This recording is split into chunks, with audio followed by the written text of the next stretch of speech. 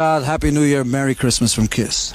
Merry Christmas, Happy New Year, Feliz Navidad from Kiss. Feliz Navidad, Merry Christmas, Happy New Year from Kiss. Feliz Navidad, Happy New Year, Merry Christmas from Kiss. Hola! Hola! Hola.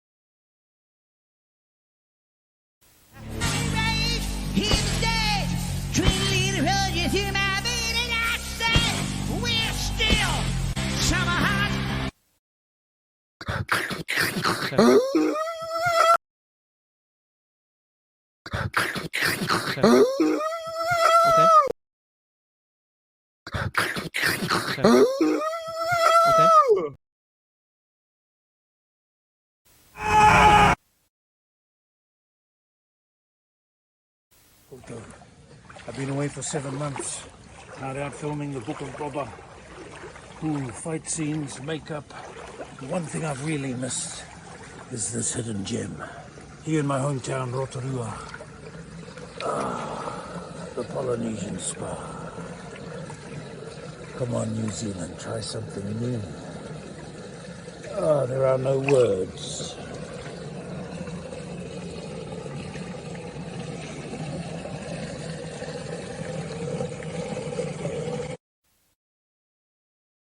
Kia ora, welcome to the Tim Show. I'm Tim Weta Morrison. Now each week I invite a couple of buddies over to have a bit of a kōrero, we have a bit of a sing-song, and I show them some of my postcards from Hollywood. Ooh, and they're looking pretty flash too.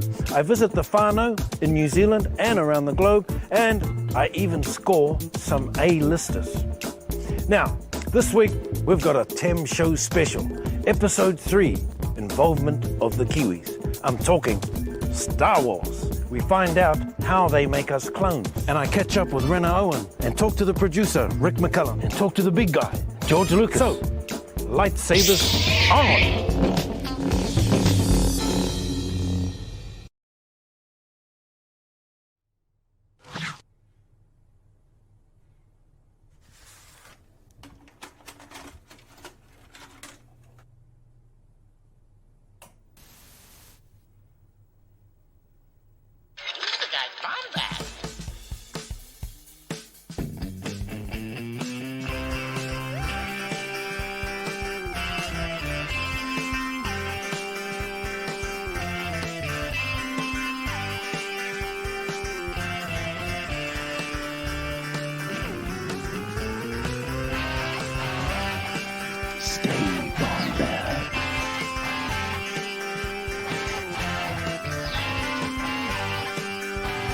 Welcome to the Bombadcast. Nothing speaks to me more than the fact that when Conor watches this, he's unfazed. Conor, it makes me laugh so hard.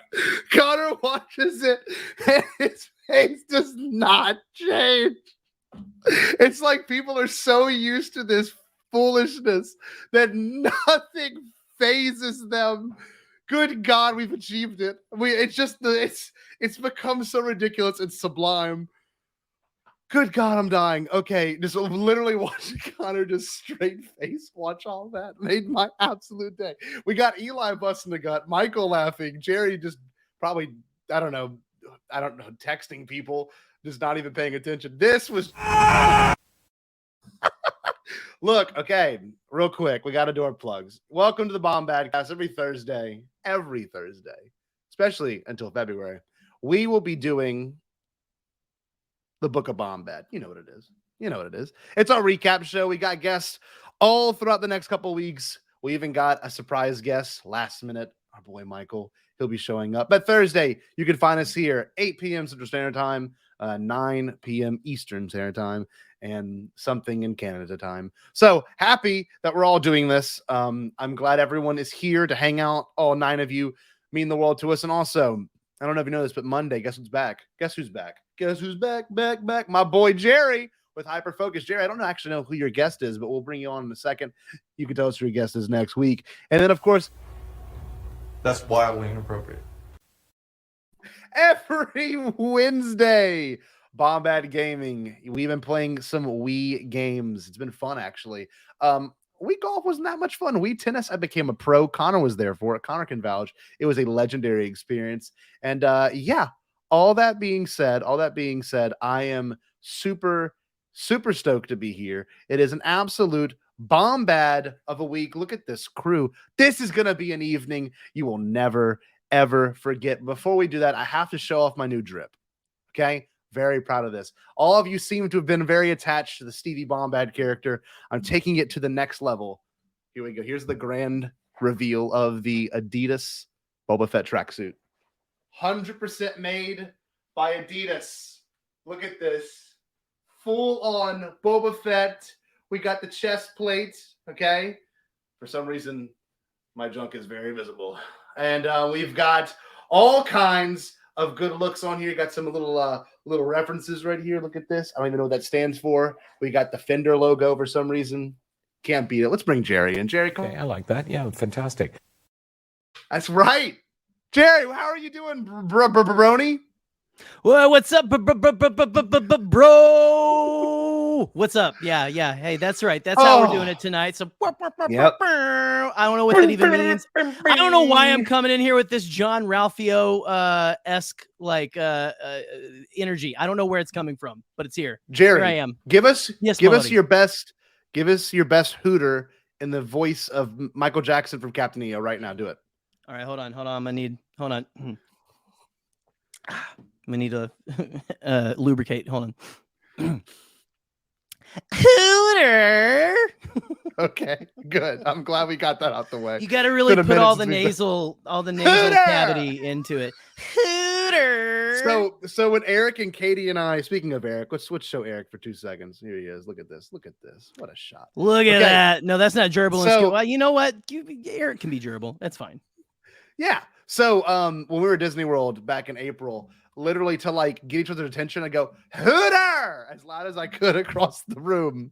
But look, I want to bring in our guest, of course, and It's the Book of Boba Fett recap show. So of course, let's bring in our first one, Michael. Okay, Michael is a out of nowhere. We didn't expect to have Michael. Michael, what's up? Hey mate, who invited you here? Hey mate. Hello, friends. Hey mate. I'm like Randy Orton. I come from out of nowhere. That's right. And look at you. You look beautiful. How you feeling, Michael? I'm feeling excellent. Very happy to be here tonight playing the role of Jared the Dark Jedi. So yeah. Oh, playing the role. Hey, you're doing a good job so far. This is stunt casting at its finest right here. Honestly, It really is. So if you ask me trivia questions, I just don't know. I don't know. I'll fail it. I'll bomb it. Ooh. Anyway, I don't know. Michael, glad you're here. Can I bring in Jared's co-host, one of Jared's co-hosts? Not Spiny, but we can call him Connie. Hold on, let me get the video. Hey mate, who invited you here? There he is! Woo! Hi guys. Unfazed by all of this. What were you doing before this? Because you were very honest. You're like, oh man, I got to do that tonight. What were I you was doing playing before?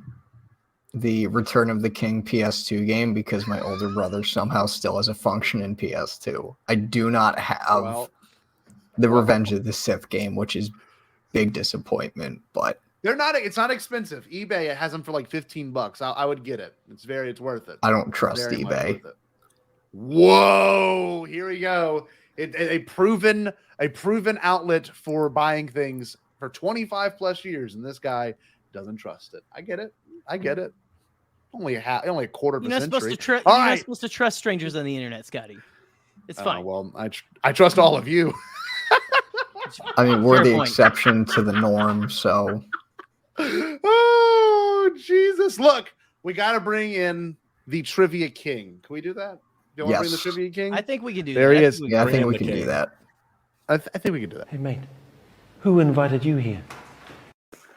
I just My want boy to say, Eli. that Jabba ruled with fear. I intend to rule with Adidas. Yes. Nice. Nice. As soon as I saw Oh, that that was tracksuit, there's fantastic. one thing. Adidas. Fellas, Now you want to here we see are. Tim saying Adidas, don't you? I 1,000% do. Who wouldn't want that? His bounty How do you hunter say friend it? Adidas. Yeah. Yes. Adidas the Hut. Adidas. Tatooine. Adidas. So, Tatooine. we have a bit scheduled, I think, right? Michael, since Michael is replacing Jared, okay, and let's talk about this. Eli, my buddy over here, Eli, he was the trivia master of an event we held at the very beginning of December 7th, if I'm not mistaken, where I and Jerry, of course, right next to me, we kicked Jared's ass along with Spiny. And man. part all up of and down all up and down the sidewalk, man. I use up and down Amazon religiously. I broke my Jackson. I broke my computer because we beat them so effing hard. Okay, literally my computer just started smoking and said like, nah, bro, that's just too facial. It's good. The only thing I have to say is I knew 3 of the questions. Nice. And one of them that was the elimination question. And I haven't even read the comic. Oh, damn. Look, the rematch. All They're I'm gonna bring sa- in the secret. They're gonna bring in the secret weapon, which is Connor. All I'm saying is also- 3v3 next time would be really, really fun. I will write again. And also, I'm pretty sure that was not my hardest question. Oh, okay. Okay. We got a lot of fire in here. Also, thanks for pulling it back out wide because this is a great. I mean, what's up, Steve? What's up, Steve? Somehow Steve, Steve my has boy. returned. Somehow. Palpatine, that's what he does. Return. So when it came to winning the opposing team, the TNAP crew, Spiny and Geraldo, they had to purchase our merchandise. And Jerry, my friend over here, wrote an incredible script that they have to read. So since Jared is not here. Listen. I feel like it was a very respectful, very. I really tried to capture the emotion I'm really excited for this. of the friendship, between You did. the pods Yes. and everything. You did. So since Jared is not here, Michael will be playing the role of Jared, and Connor will be playing the role of Spiny. So that being said, I would like to hear the ad Jerry and I wrote, read by 2 very different people. And fellas, you got the script? Are you ready? I do. I have not read it, so I will just be reading it. You'll get my initial reactions as I try and stay in character. This will be good. Here we go. All right. Everyone in the chat, make sure you're paying attention. Here we go. This is a script Jerry wrote. Okay. Hi, I'm Jared, the trivia loser Jedi. And I'm Spooter. And we're here to tell you that we aren't that great at trivia. I mean, we are just downright poo-poo at it. That's right, Jared. We suck so hard you might as well call this the Bizzle Podcast, sponsored by Black Holes. Ooh, boy howdy. You ain't just whistling Dixie. But you know who is good at trivia, Spotchka? Who's that, loser? Oh, you mean The Bombadcast. Not only did they spank our heinies in trivia, they also have a super whiz-bang, crackerjack awesome YouTube channel. Oh my that they do, J-Dog, with fantastic shows such as Hyperfocus on Monday nights, 8 p.m. Eastern Standard Time with Jerry the Cannon Junkie. He sits down with awesome people and talks about whatever they're deeply interested in, whether it's Star Wars or not. And don't forget Bombad Gaming with viral sensation Scotty J-Ro every Wednesday at 9 p.m. Eastern Standard Time when Scotty tears it up on some awesome retro gaming and also a few modern classics as well. And Jar Jar forbid we don't mention the flagship show that started it all and inspired a generation, the Bombadcast, live every Thursday at 9 p.m. Eastern Standard Time. Scotty and Jerry unite into a fearsome, godlike trivia duo and talk about the coolest things in existence. Star Wars, Rick McCallum, Disney Plus D. Teeler, and much, much more we're not allowed to watch, our mom said. You got that right, Spaldo. That's why we're wearing their awesome, crazy, borderline psychosexual t-shirts right now. Except for hella I feel like a million calamari flan right now, loser. So check out the Bombadcast today. The guys who once again cut off our own butts and handed them directly to us in trivia. Phenomenal. Absolutely phenomenal. I love that script. That was my acting good, boyos? Did I live up to my favorite part? Big Was just the deadpan deadpan delivery. Oh God, it was good. I'm just so happy I just picked I still have this down here, so I was able to flash it on screen. Instead of the shirts that you totally I love wore. it. I think I really captured the professionalism. Oh, You did. 100%. God, that was good. That needed to happen. Yeah. Jesus Christ. Oh, y'all. Okay. I gotta write something that says pee pee and poo poo in it again sometime because that was just great. Yes, Anyway, you no. do. It's That'll be the worth next it. creepypasta. Eli, did you think that was a good script? I thought that was an incredible script, frankly. I thought it was Love it. Yeah, I thought it was great in every way. Thank you. I'm Thank you. honored You may that stay. Eli has blessed us with I So, love that you I'm may on stay. here. Do you? I Let's do. be honest. I am. Do you? Thank you, Todd. I do, I guess. Todd, I could. I'm near DC. I could go to the National Conor, Archives. could you like Nick Cage Nick Cage. sneak into the National Archives, Dude, what Boots you should hero do, Nick and Cage. put that script in there? go to the Probably. National Library, put it in an envelope, put it in a Bible or something that no one will read, shove it in the National Library. It'll be there for hundreds of years until someone opens the Book of Job and they're like, wow, Someone like, what opens the is Book this? of Job? Scotty, don't tempt me because I legitimately might do I it. would love, dude. What if you just put like a Bombadcast sticker, like everyone's sticker on the envelope and everything, is stick it, close it, push it there, Yeah. and like it's just there for hundreds of years, and then someone's like, wow, what is this relic? What is a Bible? And then and I don't know why the Bible doesn't exist anymore. They open it up and then there's just Bombadcast bullshit, ATG, TNAP. I mean, all of it. It would just be incredible. It would just be perfect. Oh my god. Shit. I'll Yeah. have to talk to my you God. about this. Well, guys, thanks for coming. Down. That's our show. We really appreciate you being here. Have a good day. Have a good night. Stay bombad. Anyways, my broskies, I gotta bounce. Bounce on your boy's dick. Hey, got him. Oh, we're still on. Oh my God, we're still on. damn, Oh, wait, we what? gotta keep going. We gotta Pants keep back going. on. Pants back on. So, okay, why are we all here? Why are we? You want to know why we're all here? We're talking about the Book of Boba Fett, and look, I think this episode's gonna be one of the ones that ages like fine wine. Maybe it wasn't the best when you first took a sip of it, but over time, it'll taste better. So, gentlemen, before we give all of our deep analysis of it, what did y'all think of it? I mean, who wants to start? I can start if we want. Yeah. Go for it. Go for it. Yeah, it was personally my least favorite episode of the 3 so far. That does not mean I think it was bad. I think it was very good. There were a few just general issues that I had with it, but I liked it overall. There were some great moments. Yes, of course. I completely agree. The moments, the best moments kind of outweigh the things I thought were kind of lackluster too. Me There as were well, just some things I really enjoyed. And it's funny, like the first episodes have been really good, like really good, really different. And this is the first one to me that's like progressed the story of, Gangster Boba Fett, that story where we had so much progression of the Tusken Raider, I guess identification. This one's like, okay, now we're kind of, this is like a whole, what was it? They spent probably 25 minutes of the 38-minute episode in the present. Yeah. So it was kind Actually, of nice. It was kind of nice.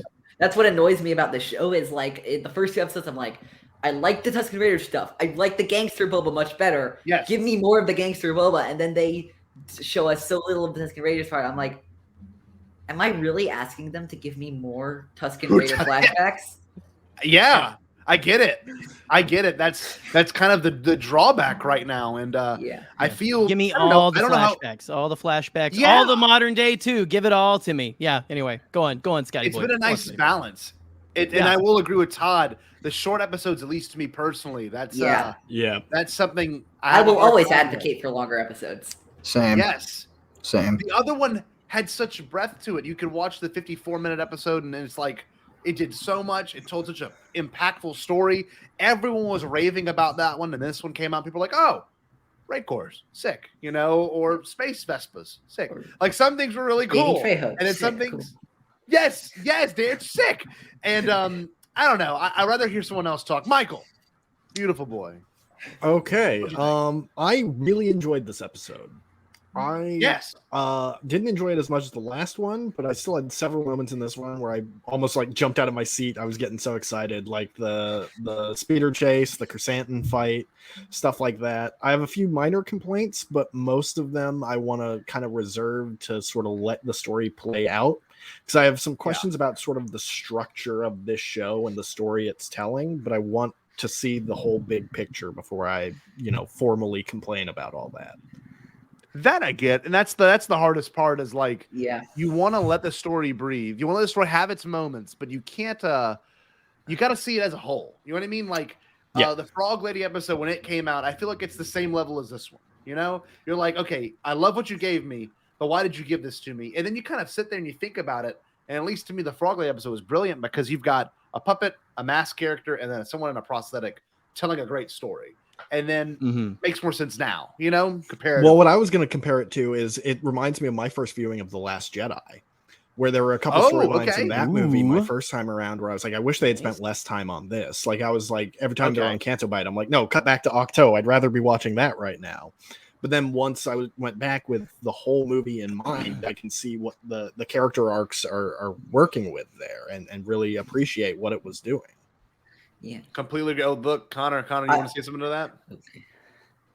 I just want to echo Eli's statement because that's pretty much where I'm at. Like, out of the three, it's my least favorite, but like I still liked it. I would rewatch it. So, but we'll get into the details.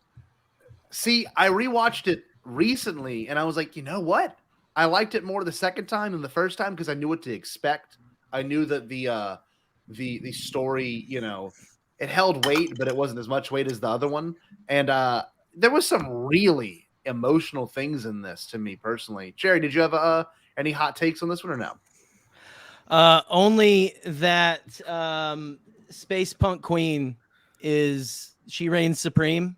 We stand. And she's great. And the shot where she's looking down on the mare I shared earlier. Very like, sick. Just, I mean, hot. Absolutely. Take my heart. You take my heart. Take my life. Take my wallet. Take my social security number. I don't care. Take it all, ma'am. Please. Man. Yes. I gotta say, I didn't get the hype, I guess, as much around that woman before this episode. After watching this episode, I totally get it. Yeah. Oh yeah. Yeah, I really like it. For me, it says she looks like Haley Williams of Paramore in space, and that's my type. Apparently, Haley Williams on a space Vespa. That's me. Heck yeah. That's my vibe. Can we pretend? I don't blame you. X-wings. I thought the biker gang was cool, and I guess we can get to the whole thing right now. What we're gonna do is we're gonna break it down segment by segment, giving our thoughts and feelings. Obviously, some feel stronger about other things of this episode than maybe I would. And if you want to chime in, by all means, don't hesitate to talk over me. But this cold open was amazing because it was like for real 10 whole minutes, which was I did not expect. Yeah. No logo pop up, after the first 3 minutes. 10 minutes, they kind of explain the incident of the sail barge. And what did y'all think of the terminology used? The sail barge accident. I'm like, that's pretty clever. No Rebel Alliance. None of that. I was more enthralled by the phrase watermonger, but then the sail barge incident. Yeah. That's what they used to call me on the swim team, My thing was the short conversation that Boba and 88 Droid had. What was it? Last master, you can say his name. He won't hurt you. Yeah. I was worried you'd feel insulted. Well, now I am insulted. Yeah. I'm like, Jose is not doing things the conventional way, and still they're not getting it. Mm-hmm. Yep. And it's just to like Tamar Morrison. It's so funny. I never really like studied his face until this show, but his physical acting is amazing. Like he's like, well, I wasn't really upset to you. Like it's just like he knows how to deliver these lines perfectly. It's like no one else could do this job. But yeah, I like the idea that each species owns a district or runs a district. And now it's really cool. If you go back and watch episode is it 2 or 1? The Trandoshans are in the city square. They're in the main part of the city. And then when they're going to get the biker gang, they're on the outskirts. That's ran by the who is it again? Is it the Clatuinians or the Aquilish? The Clatuinians, I think, because the bikers are the bikers are no, it's Aquilish. They're Nicto. It's Aquilish. Yeah. Okay. No, I'm saying the biker, the gang, the teenagers, the half human, half people. Yeah. That was Aquilish that were sitting around the fire.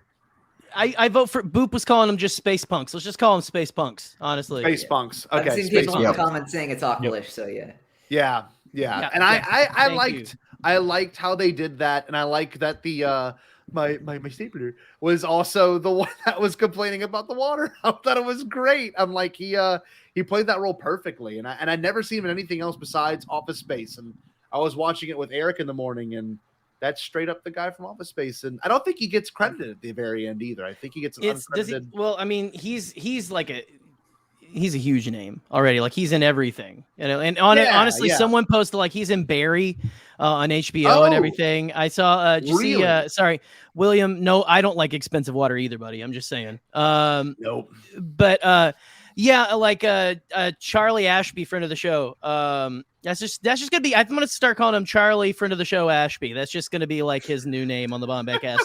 He is one of my multiple sources. On the show. He is one of my multiple sources. He knows a source that used to work for Kessel Run Transmissions, believe it or not. But he posted like that cold open, and when it cuts to the Barry theme song. The beep, beep, beep, beep. It was great. That's brilliant. Yeah. Oh, Stephen Root. Look at Reagan. I was gonna say. See, I couldn't remember yesterday. I was listen. Pre-production is everything. You know, like this is pre-production right here. He's back. It's so long. How? Literally Paul, what's up, Soul Station? Paul, so can I'll read it like Paul. Fun fact: Gene and I ghost wrote the haunting theme of the Sand Person Massacre remains. Oh my God! Thanks, Scotty, for manifesting the bridge between Kiss and Star Wars. Wow, I'm so lucky to have done that. I'm still waiting for Ice Age Baby to show up again. I miss Ice Age Baby.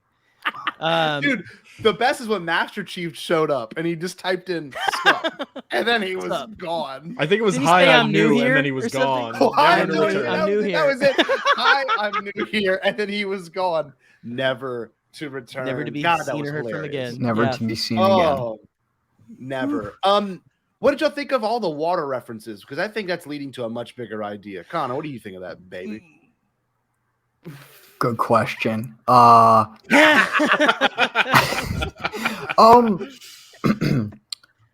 I would agree with you, Scotty. It's lead into something bigger because, like, we find out in the previous episode that Tatooine used to be there we go. Filled with oceans, and then it dried up. And now we have this whole water, like Jeff Bezos type monopoly thing going on. Can Stephen Root be space Jeff Bezos? I want Stephen Root, the watermonger, to be building like a dick-shaped rocket in his backyard. I thought we already had space Jeff Bezos. I thought that was Newt Gunray. Oh, that's true. That is true. Federation. He's not wrong. That's Newt Gingrich. So, I mean, I know he was named that way, but like the Trade Federation kind of is Amazon. Yeah. I think the water thing is going to build to a much deeper theme, especially what a weird moment. He's like, I come from a planet that's filled with water, and the dude just cuts him off completely. I'm like, okay. I think if I had to put in my 2 cents about that, I think that probably is going to tie into whatever theme is going on about just the arc Boba is going through, from a ruthless bounty hunter, quote unquote, to someone who rules with respect, with honor. That's something that the Tuscans of the Dune Sea seem to have taught him, through their traditions and whatnot. And they dwell in the sands, the opposite of all this water that Boba grew up on. His father's profession, bounty hunting. That's clever. I also like the idea that at the end of the first episode, now that I'm thinking back on it, the first thing, the victory at the end of the episode after the monster is killed is Boba getting a drink. Yep, that's true. And I'm like, at the time I remember watching that, I'm like, that's a weird place to end the episode. I love it, but that's a weird place to end it. But now it makes a lot more sense with the strand of water constantly coming back up. Yeah, and I Jerry, want to.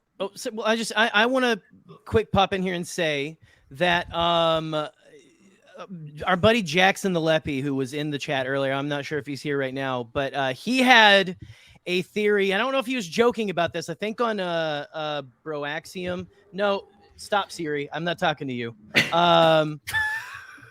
She got excited. Jackson the Leppy, not you. But anyway, he had a theory on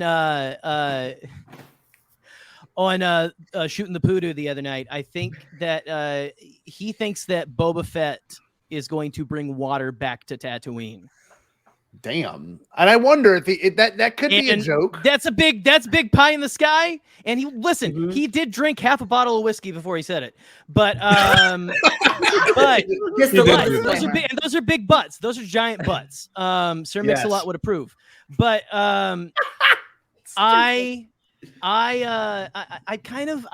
of start like that. He said that, and then this episode came out, and they're like water. I'm like, oh my god. What if there's at least like one ocean on Tatooine after this thing's done? Oh wow! Like what if he terraforms an ocean for the Tuscans or something? Right? Wow! I also like that. I also like that metaphor tying into the Bad Batch, which is one of those things that I think the TV shows are doing really well, which is like the surface level for the casual fans is doing really well, but then the stuff for the hardcore fans, you can see it too, is like, we know that all of the stuff on Kamino by this point is destroyed. Yeah. So so his first home, Kamino, is brought down, and it's just water. And now his second home, Tatooine, is brought up by water.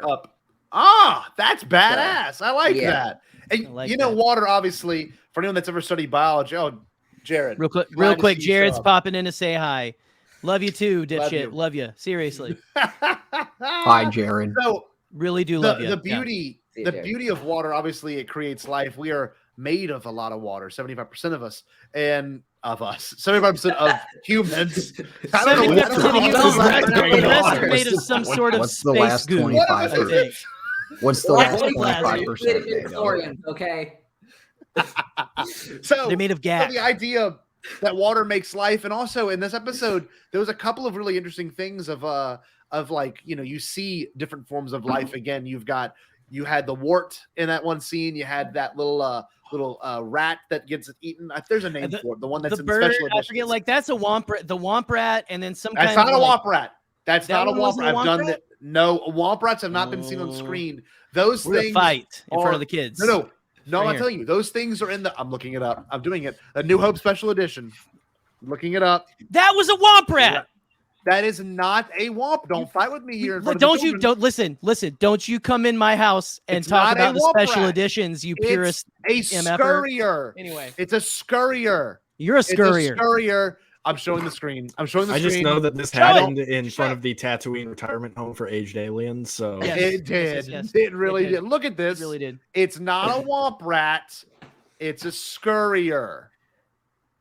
It's a female. There was a lot of dialogue with that in the special edition. Wait. Yes, that is a scurrier, and that was something they made. Okay, this is incredible. This is Jerry. This is what Lucas spent his time on. We're small omnivores for garbage that have an appetite for garbage. That's Jerry. Isn't that cool? Yeah. Here's Scotty, 25% hot air. There you go. But he was right. But I'm right. Look, wait, look, he's still a bastard. Wait. Though. You're in the You're in the legends, yeah. Yeah, you're in the legends tab. I know. Well, okay. Well, let's go back over. Scurrier? No. I'm not doing this. No, I'm not. Yeah, 25% Kiss lyrics. No, switch. Look, there we go. That's it. There we go. There you go. That's a scurrier. All right. Fine. Looks like Scotty's carrying that half of the trivia winners. Here's some concept. All right. That's it. You got your privileges removed. You got your privileges revoked. All right. Sorry. I had to say it. Oh, Michael's Someone had to say it. No, that's what I say. I put Michael out. He's in timeout. I'm sorry. Did you mean you put Jared the Dark Jedi out? Oh, yeah, that's what it is. Jared. Yeah. Oh, man. Exactly. So the scurrier gets eaten by a bat, which gets eaten by a hort, which is pretty cool. There's always a bigger fish. There we go. So that also kind of parallels the respect idea of this is like a thing where but Bib Fortuna's a scurrier, right? And then all of a sudden, Boba Fett's like, nah, I got you. And then the Pikes are going to come in and go, bleh, and eat and burp up Boba Fett. That's what that reminds me of. I wanted to make that point earlier. Biodiversity, ecosystems. How's that dissertation coming? I'm feeling sick. I'm feeling very sick. I ate too much. So my wonderful friends and family that are here right now, I do not like the lack of respect that our leader Boba Fett is getting. Not a fan of it. Makes me sad. No. Does it make you sad? Very much so. Why do you think that's happening? Wow. Okay. You have the floor. Connor loves to be contrarian. Make your neighbors angry. Come on, let's do it. It's not that it's contrarian. It's the fact that like the book. My one fear, and I've said this before, but I'll say it again. My one fear with Book of Boba Fett was that it was going to really lean into the dude bro mythos of Boba Fett, which we can all pretty much guess what it would be. Sure. But the fact that he was stripped of everything that made him Boba Fett, and now he has to earn the respect of others rather than him basically being gifted that respect because of his armor and because of his reputation as a bounty hunter. I think that's just really making for a really interesting character arc, and especially just how he reacts to it and how he'll like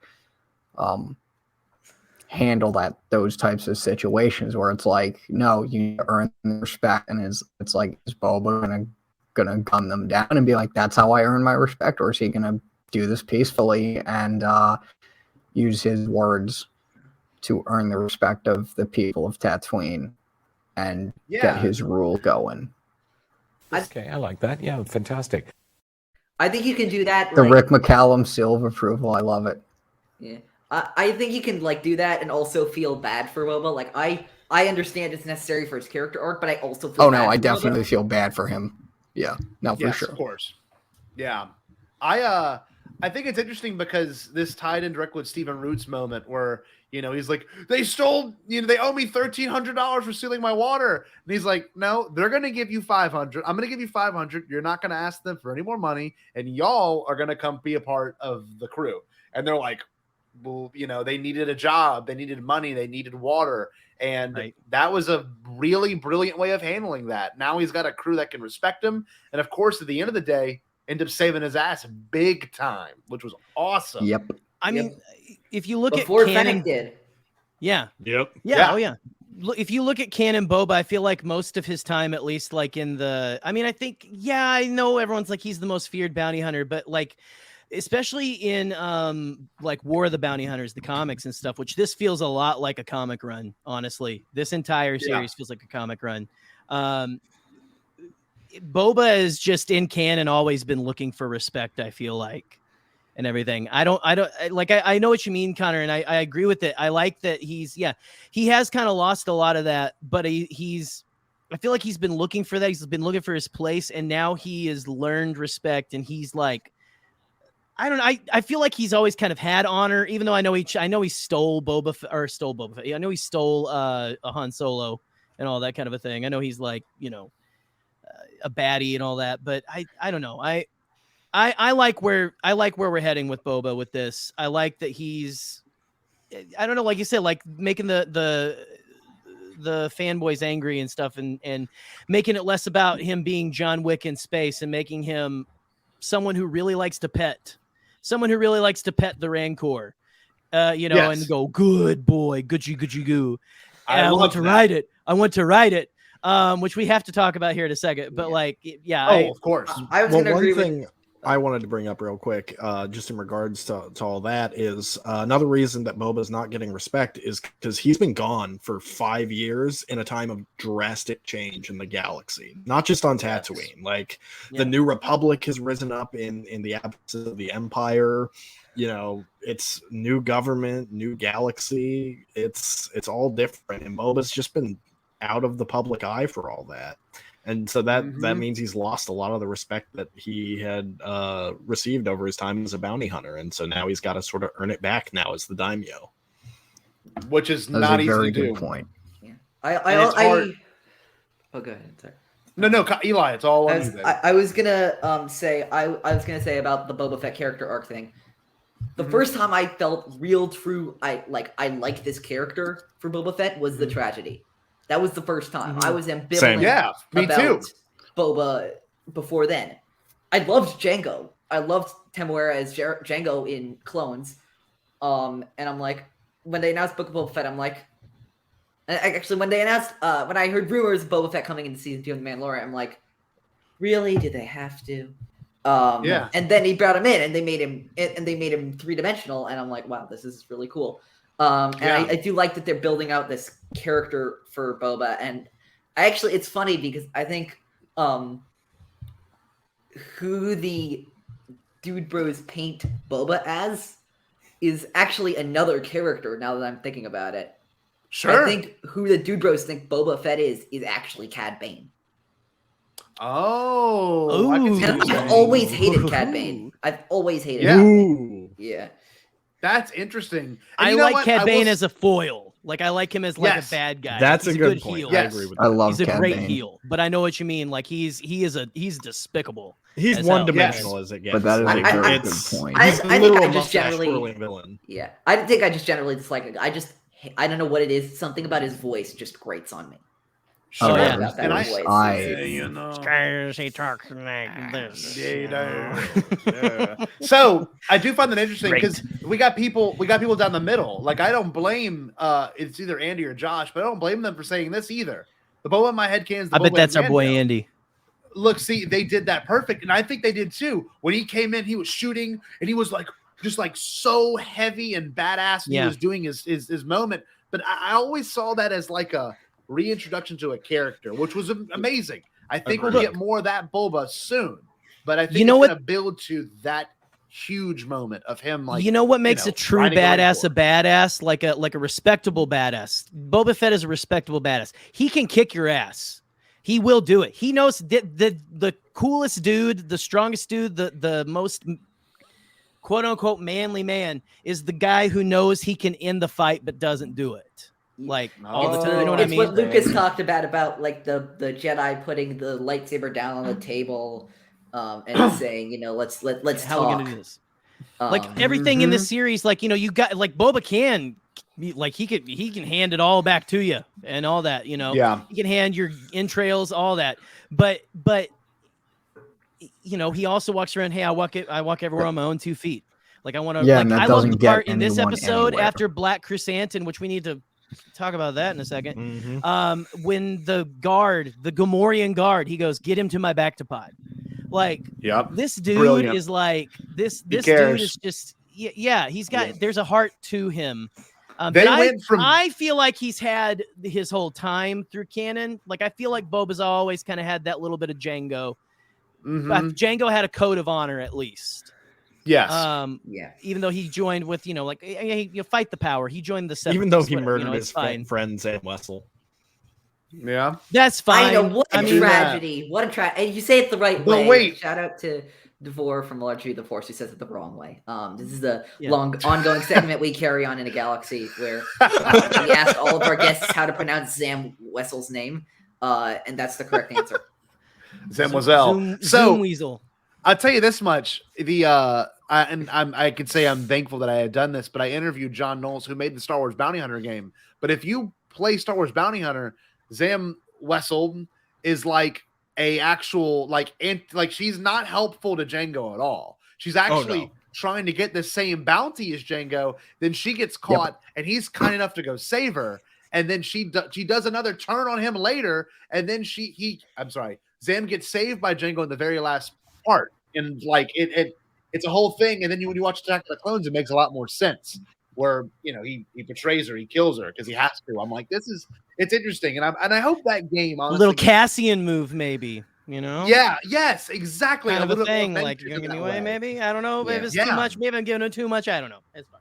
And I do like and this actually brings up a really good point because I don't know, it's just right here.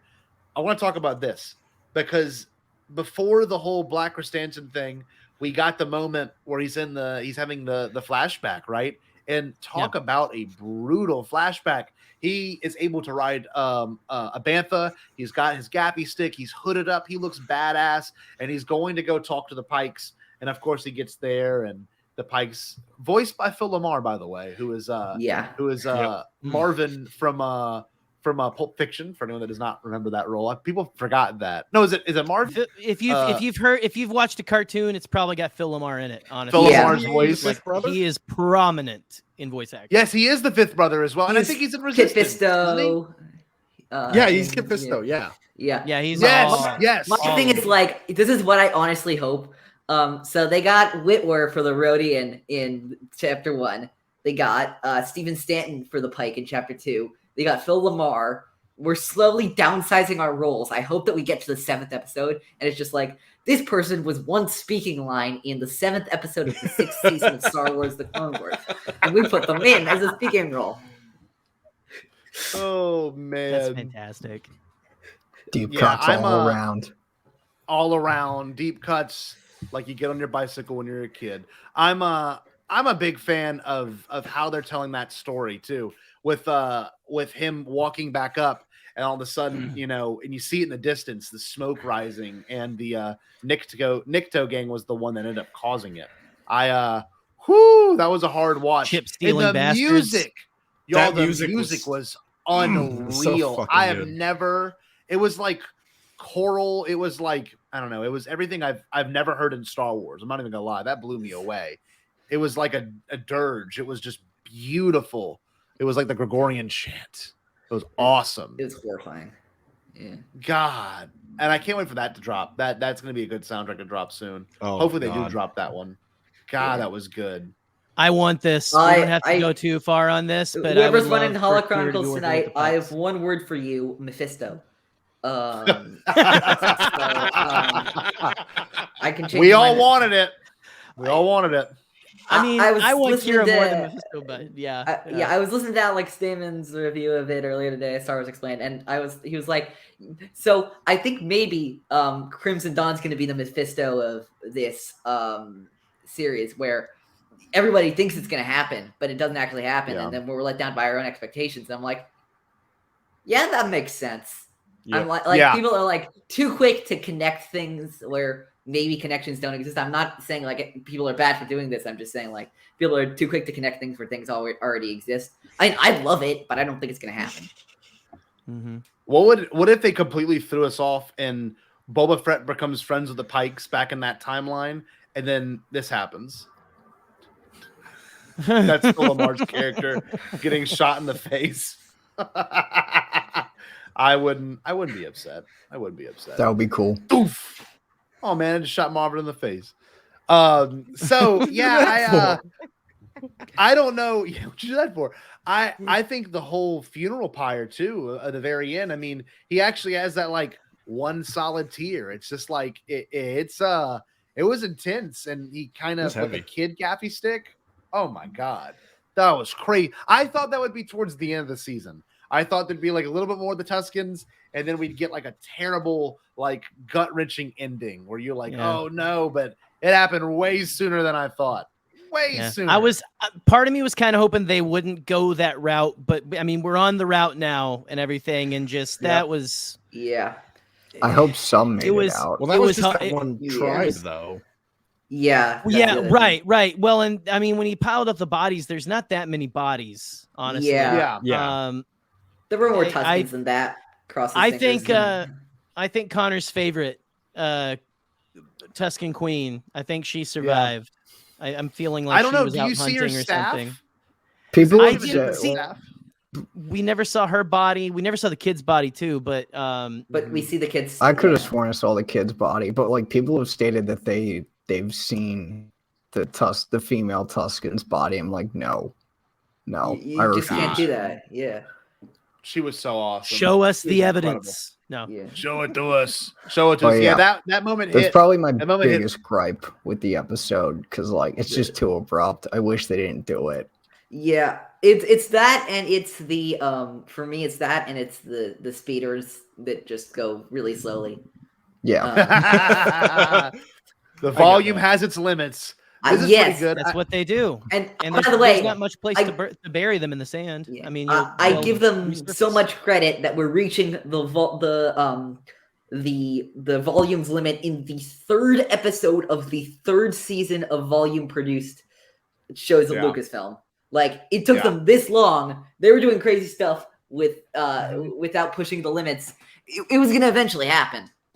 Yeah, I can see that with the Vespas. I can see that totally. And this is also pretty cool.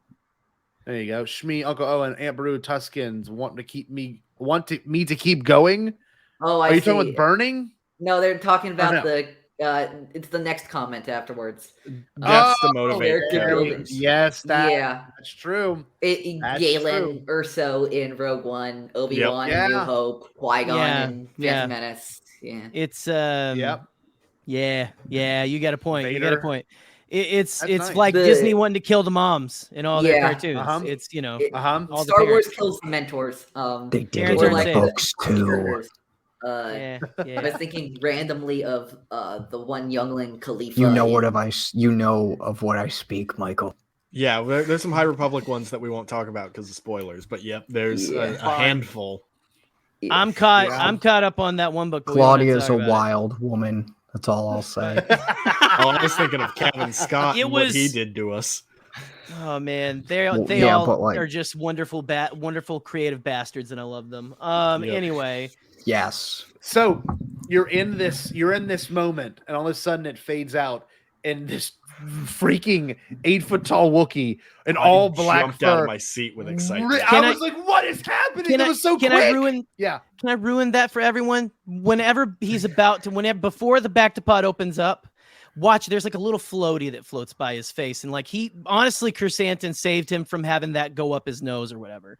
Honestly, it's like a little booger or like some kind of poo flake or something floating in there with him. Just watch again. You'll see. You won't be able to unsee the little Is that floaty. what you just said? What's that? Poo flake? Yeah. A poo flake. Hold on. Just watch it again right before he pulls him out. There's like a little floaty something in there with him. It's the detail's amazing. I am not gonna. That scene is too precious to me to like. Again, no, I'm not sure to ruin the whole scene. I see what you're talking about, Jerry. You see that little floaty? I can't unsee that shit. And now you're all welcome. Okay, hold on, wait. You're all welcome to hell. I'll pull it up. I just want to get tagged by Disney. So hold on. Let me get a screenshot. Hold up. Copy We'll just put it on mute. Put it on mute or something. It's on mute. They got us last time. They helped us last time. They'll get you. I was gonna say, don't. I mean, if you're, I thought you were gonna pull it up. If you're not going to, don't worry about it. Oh, Jerry, that's weird. What the hell's wrong with you for saying that? You're welcome. Hold on. I still love the scene. Dude, the scene's great. It's just honestly, it's a little bit of like it's that lived in world that we all love about Star Wars. It's a lived in world of Star Wars. Is the little poo flakes floating in the back to tank with you? That's what it is. I don't think it's poo. Aspect of but I don't know. I don't know what it is. It's not poo. I was thinking like maybe boogers. Oh, I was gonna say like maybe it's part of his like eyebrow that's still reforming or something like that. I mean, they put him in his clothes, you know, and all that kind of like it's. I mean, how often did they clean that thing? You know, that's all I'm saying is he got saved from like getting some mildew up his nose or something. So. And then got the shit beat out of him by an 8-foot tall Wookiee who debuted in a comic in 2015. Again, it was terrifying. I could never imagine myself 2 years ago saying that Boba Fett in the newest episode of Star Wars television got pulled out of his Bactapod by an 8-foot tall Wookiee that got introduced in a comic 7 years ago. Like, what? That's crazy. What they're doing with the cross universe stuff is Here's awesome. your poof lake. Okay, look to the left of the screen. Oh wow, okay? it's hard. Hold on. I'm trying to. Jerry, this is so Jerry. This is the most Jerry thing ever to me. Look at the way up there, like way up there. See it? It's hard to see. It's the left, and I'll show you the next screen. I wish we had the John Madden, like rest in peace, but like the John Madden, like you see the. It's that is not that is not an eye floaty. It's just that is a back to floaty. Poof flake. It's the pure respect. It's the pure respect coming out of the man's pores, is what that is. This is ridiculous. I can't stand you. So I still don't see it. Well, I'll make you rewatch it. I'll give you the exact time. We'll send you. We'll send you the John Madden. Where if you look right here, there's a little poof like floating around. He's about to go up his nostril right before he gets ripped out of there by the Wookiee. I'll share the screen for 1 second. I don't think they would take us down for this.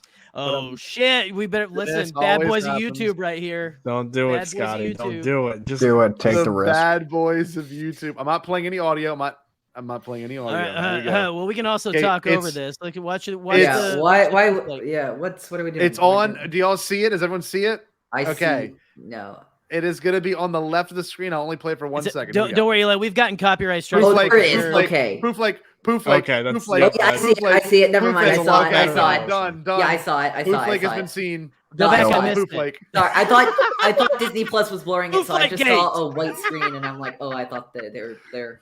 That was Poof Lake. So Poof Lake Gate. I'm starting a hashtag. I'm honestly kind of glad you showed that.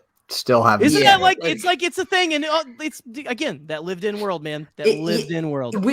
Things that don't need to be there that are like. I was doing some research for something trivia related, I think, and I'm like, and I come upon something about a window cleaner droid in Attack of the Clones. I'm like, they have a window cleaner droid in Attack of the Clones. That's the glass on. Yeah. I'm like, that's so unnecessary, but that's awesome. That's so George. Listen, Andy. I noticed. Listen, Andy. Yes, he gave us the big toe up, the thumbs up with his toe. Yes, that was impressive. That was impressive flexibility. Honestly, the man could kill you with his big toe. They're so flexible. I was so afraid they were going to break his back or like something I thought that's what really was bad. happening. I was like, there's no way they're gonna like off him so early. Like they're gonna make him disabled. Like what the shit? I didn't know how to start a petition to make Boba Fett the Charles Xavier of the Star Wars universe. I was gonna say it was gonna be like a Batman Nightfall like hover chair. Do it. I was legit worried for Boba. I was saying it was reminding me of like Batman he was Nightfall. Pretty limp. I thought it was gonna be like Bane breaking Batman's back. Woo! I would not have liked that. It was brutal. And it was kind of. It was like I'm surprised no one has made a fan edit. But he's like no one's made a fan edit of that yet, and I'm shocked. I really break your mother. My favorite thing about that whole Chrysanthemum fight is the thing you said about the Tusken scene earlier, Jerry. What's up, buddy? Yeah, which was about you know. I knew it was gonna happen. I knew Black Chrysanthemum was gonna fight somebody of the main characters. Sure. And I'm like, damn, that's gonna be in episode 6 or sure, 7. Right? Yep. I'm like, and then he pulls him out of the. I'm like, okay, that's 4 episodes too soon. Yeah, but I love that. Yes, it was brilliant, and like, dude, the way they did his voice was insane. Yes, I have seen that. Yes. By the way, yes, Reagan. I saw that as well. That was hysterical. It was pretty great. Someone talked to like Heather Antis, who helped create Black Chrysanthemum. like they were like Black Chrysanthemum is actually blah, Actually, blah, his blah, blah. name is Black Chrysanthemum. I don't know if you yeah, knew and this she was or like, not. Brilliant. She's like, bitch, I helped create the character. Like, come on. Yes. So it's awesome. like when it's like the Mindy Kaling thing when she when somebody put the no Yes. God please no. It's Yeah, when they she was like, don't. It's when they don't apologize. It's amazing. It's just the best part to me. Oh, how can you though? You just got destroyed. I Like, hope you just that get they suck in obliterated all so the poo flakes publicly. from their back to tank, like those dudes. Jesus Christ, Jerry Cable. You're gonna make me do compressed air right now. So that moment was incredible, and it's so cool that Chrysanthemum realized, once he was outnumbered, he knew he had to take out the big guys first, and he tackled both Gamorrean guards Down and the stunt stairs. work. Who did the stunt work was absolutely incredible. That had to be so padded.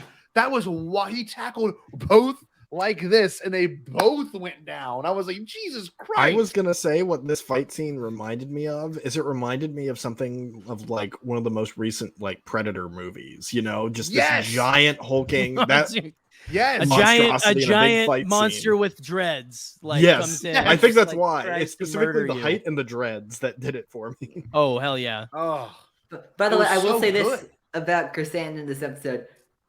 I loved him in the last episode, just standing there, almost like a Boba Fett figure from the original trilogy himself. But this episode, when they said his name, that was magical to when me. That was Ming-Na magical. says it at the table. I'm like, yeah. oh my god, it's real!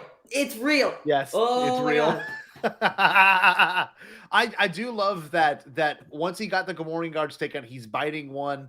He had already like pushed the other one down, and then of course, Dude, when he bites Boba's hand, like I flinched at Yes, that. when he bites, I've been bit by a dog when I worked for Amazon, and just no. Yeah, Wookiee when he bit the bites. Gamorrean, and the Gamorrean squealed, and then I think didn't someone stab him, and he made like the Chewbacca noise. He like straight up like, Boba, I think that was Boba Yeah. with the gaffy stick. the gaffy stick. yes, so That was sick. like and then One of the Gamorreans Yeah, no, stabs him too, I think. Yeah, And then yeah. I think And the the girl. stabs at the Space Punk Queen Yes. has like a space switchblade, which was Yeah. so fucking cool.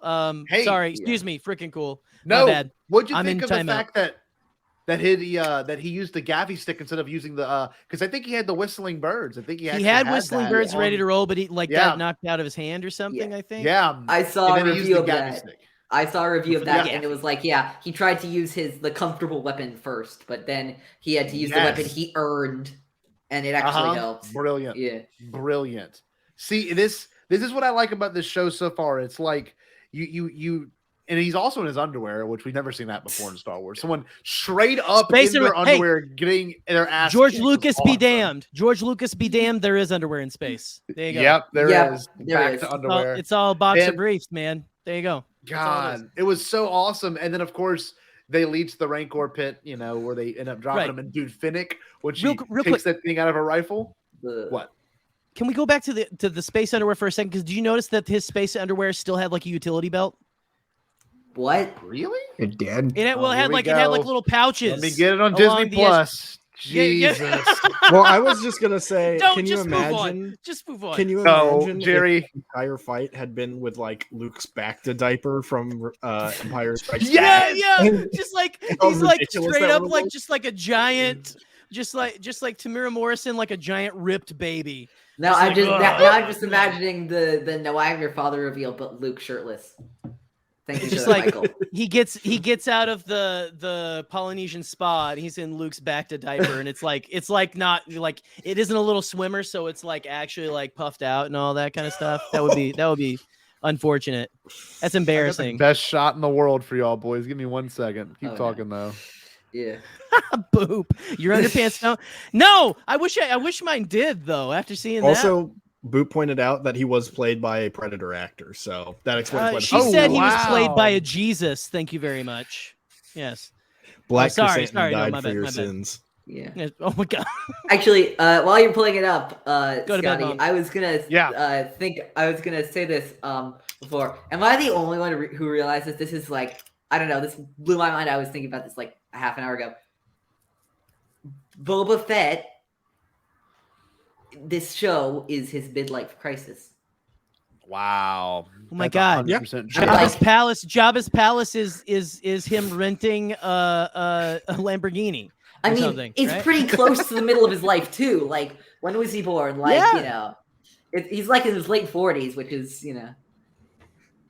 Look at this. He is thriving. He is thriving. What are you? Okay, are you still I'm looking about up? to- Are you still looking up the utility underpants? You're gonna love this. You're gonna love this. Give me 1 second. So it's not only the utility love all of underpants. it. It's so fantastic. It's something else I noticed too, and I didn't realize there was a shot of like straight up his like legs opening up, and you don't see any balls. Oh, or anything, God. Oh my but God. it's pretty brilliant. Look Scotty! at this. Wait. Hard to see. It's really dark, but he's like, What the hell? God, I wish I could brighten this up. Can y'all see that at all? Yeah. Scotty, Light. listen. This is not the time. This is not the time to be thirsting after Boba's. I'm not thirsting. I'm just scrotal making an observation. That's Here what we go. Here's geeky the- waffles get. That's what geeky waffles for. That's what they're done. That's what they're good for. Look at this. Oh, Wait, I just realized. God. Well, I need to post this on Twitter. But like, no one's talking about this shot. Hold on, wait. There's one more too. I actually just looked at. Believe, love Good to night, watch him kids. go. Boba was born 32 BBY. Yeah, I just looked that up. Okay. He's 56 in the show. Perfect age for a midlife crisis. There you go. There he is. You can see the utility belt right there. You see it around his waist. Boom. And so wait, one other thing I noticed. So he can this carry shot- his nose plug so he doesn't get flakes in his nose. Jesus Christ.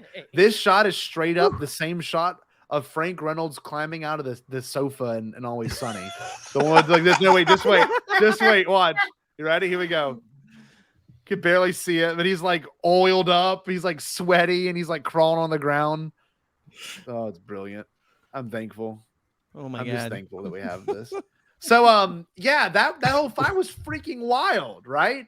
And of course, dude, when he comes in his space robes and he looks swagged out, he was like, get the Gamorrean, put in my Bacta tank. I'm like, that's so sick. I love that he Oh, dude, lets yes. the Gamorrean use his back to tank. Yes. Like that it's You not. know what favorite Jabba part. did?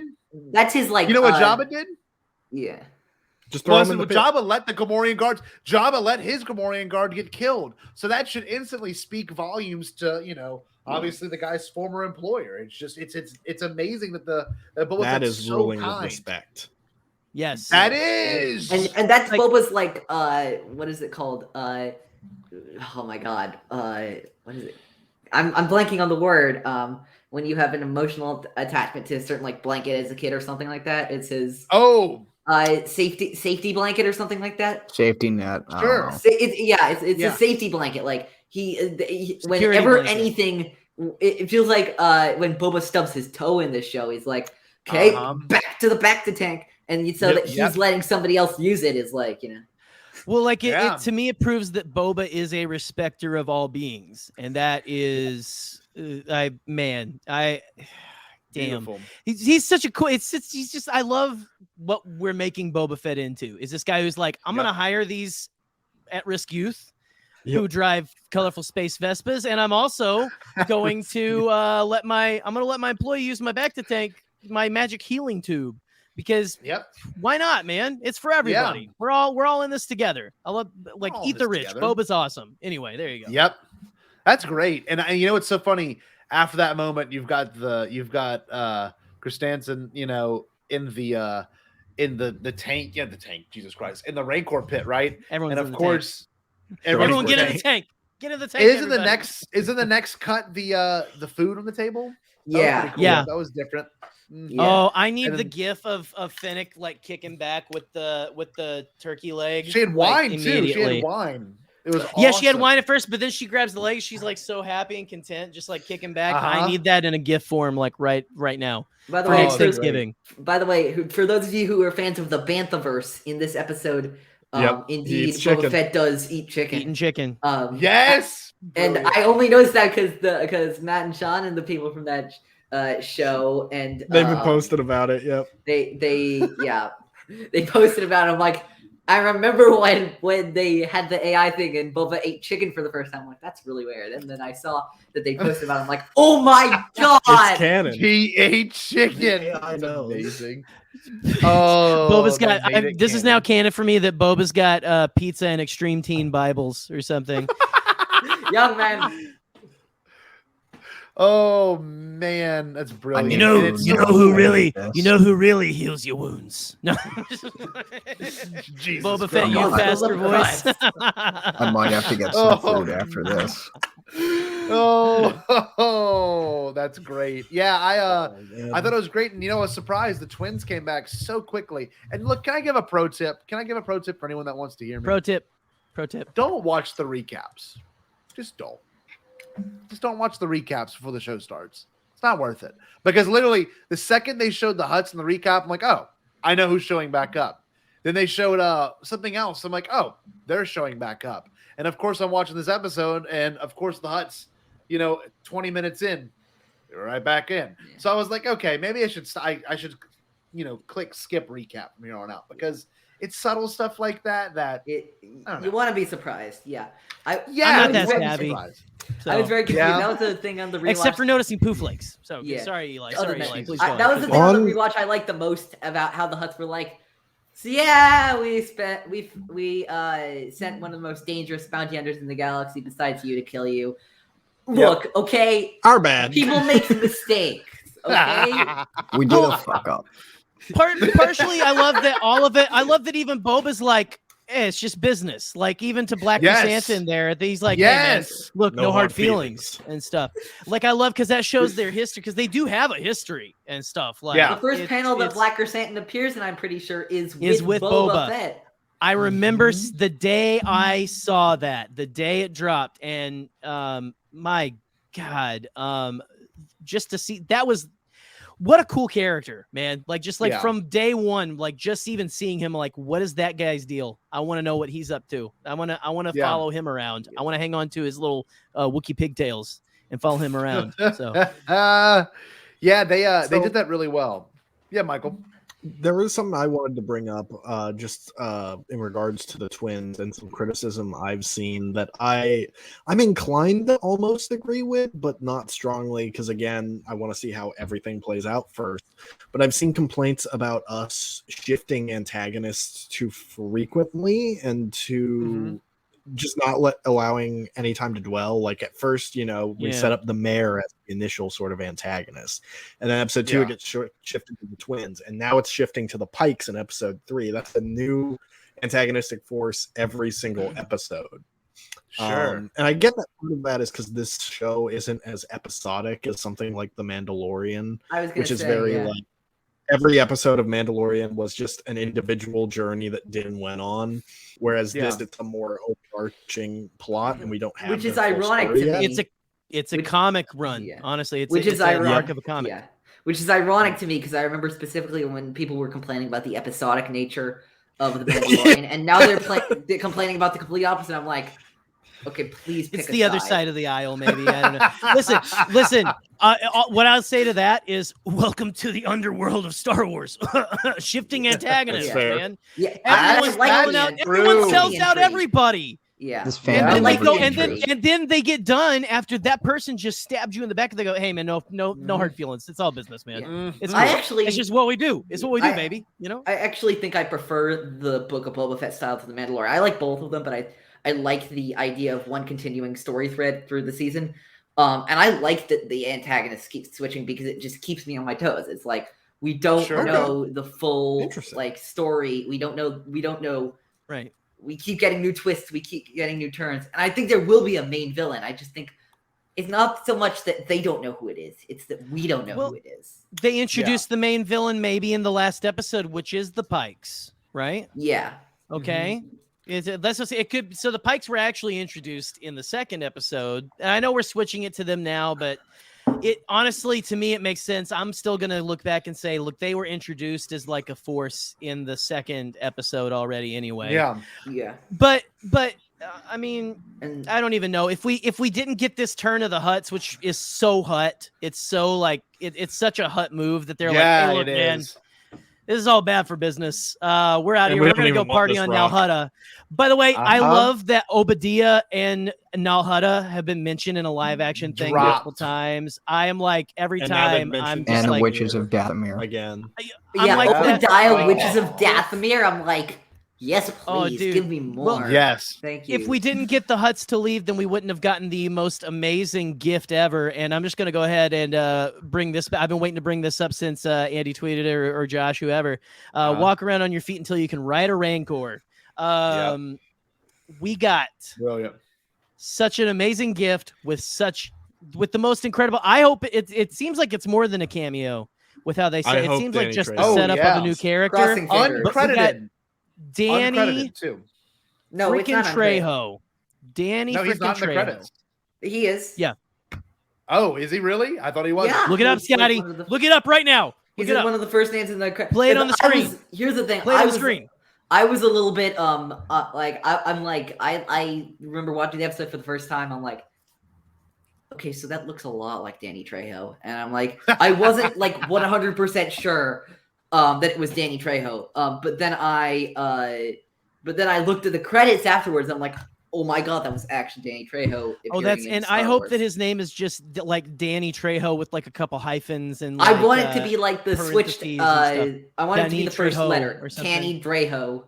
Tanny Trejo. Oh man, but like because Nope, I he's was not like in the I said credits. this. I forgot what I said. I think I said that. Oh, I said this last night in the Sloppy Seconds rewatch I did with some peeps, about how I just want him to be like just Danny Trejo in anything he's in, especially after the Muppets Most Wanted, where his character in the Russian gulag, in the Siberian gulag, was just named like they're saying good night. They're like good night, Prison King. Good night, this person. Good night, Danny Trejo, and he goes good night. I have not watched that movie in a long time. I remember loving that movie when that came out. I mean that's Jim Henson, that's the Muppets kind of humor that is just fantastic. But like, yeah, no, I just want him to just be like, I'm the Rancor Keeper, Danny Trejo. How's it going, man? Trying one of my. He's like has his taco truck there and everything. Like, hey man, I got some tacos and maybe some donuts. You know, like what do you want? What do you want? I got it all. Oh man, I love that man so much. I hate this. I was talk so of food unbelievably because happy. I'm starving right now. I'm probably gonna get some McDonald's after this. You're right. Eli's correct. I was wrong. 100%. He has a I guess I don't look at the credits when they show the concept art. I guess it's something I have to admit here, because the concept art's so freaking sick that I don't look at him. Hold up. I mean, like this one in particular, I guess I totally overlooked his name when I first watched it, because look at this. Look how great this concept art is. Hold on. It's going to pull up in a second. Oh, bring it up. Just keep bringing up stuff until the stream gets taken down. Look at this. This is incredible. So I guess I completely overlooked the name. Burn the stream down, Disney, please. No, yeah. Oh, it's badass. But you know what? What the hell? It's stuck on the screen. I just love this. Danny's a full title. That's true. Yes, he does. I just noticed that. Reagan. I mean, oh my God. So antagonistic. Man. So I guess something else, because we're towards the end of the episode now, and obviously we'll talk about the chase scene, but the Rancor stuff, I did not realize how much that touched me until watching it a second time. Because I'm watching it the first time, like, this is really cool. Second time, I'm like, man, he's like really wanting to connect with this thing. I agree, This is like and I think the spiritual first time it's almost distracting because you as an audience are like just waiting for a moment where the Rancor like tries to like bite at him or snap or something. Sure. But when you know I was that the it whole is, like, time truly peaceful. The first Yes, time I it's was very afraid it was going to serene. eat Danny Trejo, because he's like, you stand here, I'm going to go over here. And I'm like, no. Like, don't you dare make Danny Trejo get eaten right now. No. Anyway, yeah. I do like how 88 is like, hey Boba, the plot's happening, and Boba's like, the plot can wait for a few minutes. I gotta get done with this Rancor. I liked how they built lore around it now. So you understand why Malakili was so upset. Like, you get it. And I'm like, this is what Favreau does so well. He takes these things that we didn't ever think about, Malakili with his Rancor. You got Tusken Raiders now. You even got small things dealing with the Pikes. Like, this is all so Favreau to me. And you get to watch it unfold. And he's like, yeah, they're actually what is Danny Trejo's exact quote? Because I actually laughed out loud. They are emotionally complex creatures. Yes, emotionally complex creatures. I was like, what is happening? Oh, this is so awesome. I could listen to Danny Trejo talk about Rancors and their emotions Rancor is all day. depressed. Same. Yes, I'm like, who would have ever thought we'd get this? This is like above all else in Star Wars. It's brilliant. Dude, like you have like I forget 89D8 or whatever, like leaning around like Lord Fett, and he's like, I'm busy. Like, go away! I'm petting a Rancor. I'm dealing with the important thing here. Okay, this is important. I'm going to learn to ride this. This is a good boy right here. This is a character moment. Oh, it is. It's a great character moment, and it also shows that he's willing to, take a second to breathe and just, have this moment when they reveal, when they revealed the eyes, and the eyes went dilated, like that was a practical Rancor. There's no way that was CG. Yeah. That was crazy looking. Had a big nose ring too. Like, this is bad ass. And the fact that Boba sees it as more than just a monster that eats people, again, ruling with respect as compared to Jabba. Yeah. I just really like how at the end of the episode that Boba is starting to. This is one of the things I love in Star Wars stories when that happens. When the crew gets assembled, he's building these. He's building these allies. He's building these connections. We got that very much at the end of The Mandalorian, and I love how this is like that.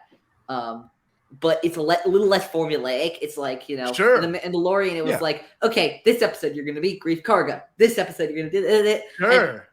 But in this one, it's just like they come along as they come along. Yes. Big shot crime lord putting together a crew. Oh man. Good reference. Yes. So Big shot by the way, putting together by the way, where was he putting that crew together, Connor? Mos Espa. Tatooine. So wait, one thing too. It's a lot like a parallel to the Blurg moment in the very first episode of The Mandalorian, where he has to learn to overcome. He's like, why do I have to ride this thing? He's like so frustrated, but it's the opposite with Boba. Boba has a desire to do something, where Din is so against it. And the way he says, I want to learn, I want to ride it, or something. And you know what that probably came from? That probably comes from his time with the Tuskens and their reverence toward their banthas. There we go, Michael. I was also thinking of the parallels between the Blurg, now that you mention it, and the Rancor scene, which I think there are a lot of them. Din is reluctant to ride the Blurg, and what does Quill say to him? Your ancestors rode the great mythosaur. Surely you can tame this young. And then Boba's like, I want to ride this, and then Danny Trejo's character is like, you can't ride this. And Boba's like, I've ridden beasts 10 times its size. It's the reverse of the scene. So brilliant. Yeah, it's so brilliant. Yeah, it's mirror a difference. definite holiday special reference. I hope it's either that. I really hope so. Or Camino, the things of Camino that fly. It could be that too. I think they're called. The Iwas. Oh, look at you. It's like you're a trivia master. So flying belugas. I really do think we've got something on our hands with that, and I know there was leaks that came out a few months back, possibly that could show a pretty awesome moment with the Rancor. But I'm just excited with the fact that we've got some really new threads being woven, and I think this episode, I would never call it filler. It's not what I'm saying, but it does allow different things to happen in terms of story. The Pikes have been introduced. Okay, now we've got a Rancor involved, right? Black Chrysanthemum is gone, right? He's gone. For now. Well, come back. They don't spend that much money on a suit like that, all that yak fur for nothing. Okay. So just think about that. You don't put down that many yaks if you're not gonna use that guy. And okay. The Favreau shows. Too many yaks are naked right now for that. Yeah. The Favreau shows seem to be a big fan of introducing characters that you think are going to disappear and then don't disappear. Like Pelly is the best example of that. I'm like, she's gone after an episode, and then they bring her back, and I'm like, no. And then she has she's a cameo in this episode. Yeah, Yes. and then she's in the third episode, and I'm like, so she's a real character now. Same thing that happened with Fennec too. Same thing happened with Fennec. I'm like, oh, she's gonna be gone after that episode. Absolutely. Nope. No. She's been in an animated series, and I mean all of it. It's so brilliant. Good. So good. So sick. And Boop, I don't think we want to know. I don't think we want to know yet. We may not want that answer right now. That's gonna suck. God, Yeah. and it's so funny because He's gonna cry. I guess really hard. I guess we can round out a couple of things in this conversation because I know it's running a little long, and I know Connor's hungry. Conor hungry. Hey, bring an entire Ronto carcass for my friend Connor from the later. Yeah, that was awesome, by the way. That You're was welcome. awesome. You're welcome. Entire Ronto carcass. Yes, yeah. Ronto Carcass, not Ronto Caucus. Ronto Caucus is the second album from Boop's band Practical Rainfall. I hope Boop's watching. That's incredible. Oh, she did. Yeah. That Oh, yeah. was amazing. Dinner Bantha. That's the third album. Third album. Yeah. Like a bantha. Like a bantha. Like a bantha is going to be the bestseller. I have a different perspective I want to share. Yeah.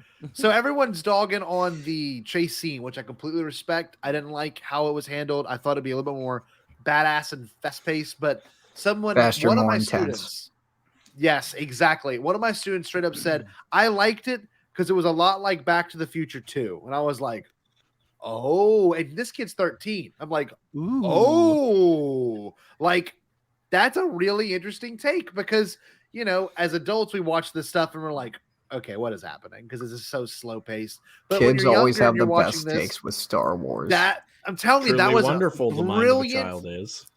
That's right, Michael. So he says that, and yes! I'm like, I can't wait.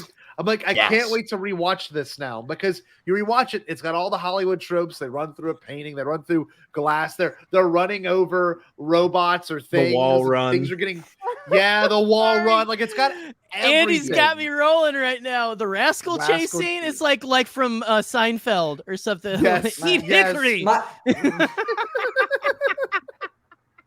Oh my god! But it was. It's funny when I loved when it. you hear different perspective. See, I thought it was good. Go ahead. I'm sorry. No, Jerry, it's Robert. It's Robert Rodriguez, 110%.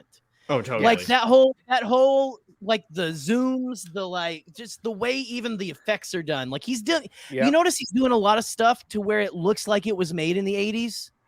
Yes, It looks a little stop motion-y. I think he's doing that. That's his aesthetic.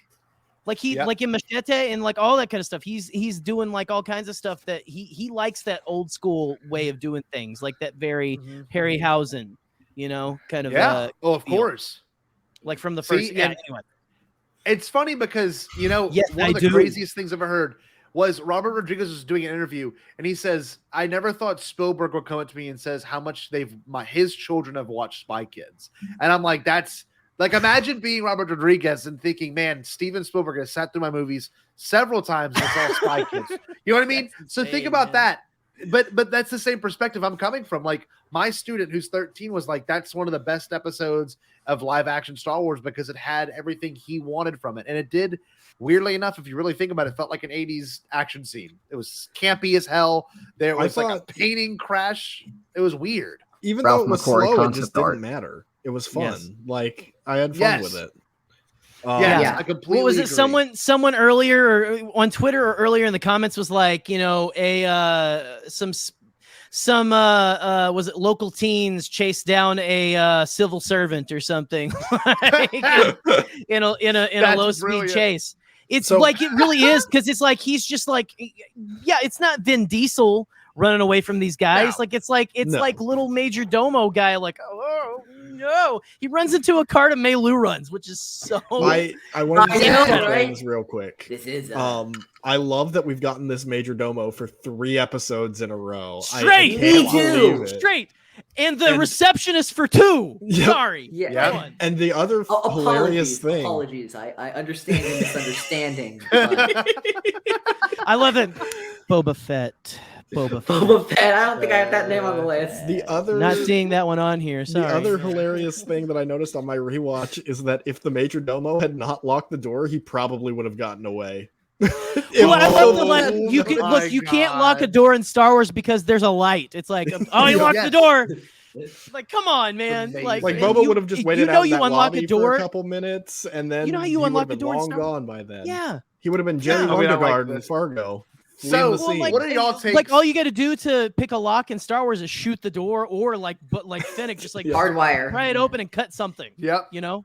So, what do y'all take on the colors? Because the colors never bothered me. First time I saw it, I thought they were out of place, but then I realized, you know, this is a kind of an American graffiti callback a little bit. Oh, it's very kind much of like so. a hot rod thing, and then also Big a lot of that has to do with 1950s vibes. identity, right? These cyberpunk kids, they need to have some sort of identity. They want to make themselves unique, and having multicolor vehicles is a way to do it. And it never clicked. But also like this Teletubbies, I thought Power Rangers when I first saw it because it's like bright colors, like the original Power Rangers run. Also, two of them. I thought a 1950s biker gang. I'm just saying. Like, sorry, Connor. No, you're good. Two of them reminded me of real Darrow from the High Republic with like the magnetic, the cybernetic eye. Yep, the cybernetic eye. Oh, yep. I thought of when I saw it, I thought of the going up the ventilation shaft. The thing also, what I'll probably have. That's what I thought of. Oh. I completely lost what I was about to say. Y'all keep going. It's all right. Well, look, I also agree. It was just a cool biker gang. I liked it. I remember. Yeah. I wanted to build off what Scotty was saying about that's part of their personality. Also, if you're a biker gang, you're going to take good care of your bikes and they're going to look good. Yeah. You know, that's the reason they don't look worn down is because that's their thing. Yes, I agree. They fly. You got to have more angles. You got to have more angles there, Andy. Okay, come on. They fly now. We're gonna put you in the Jabba's Palace retirement home, man. If you don't stop complaining, you old geezer. I'm just kidding. I love you. I'm sorry. No, and you know what's funny? I they did go pretty. It was slow too, because you think Tatooine, you don't think of that, right? There's I can see both sides of this argument completely on it, you know, in every way. And you know, it's funny, like a lot of what we see in Tatooine has been drab, but it's kind of cool to see some color pop every now and then, and it looked nice on the screen. It really looked really good on TV. But it's so funny. It comes to an end so quickly.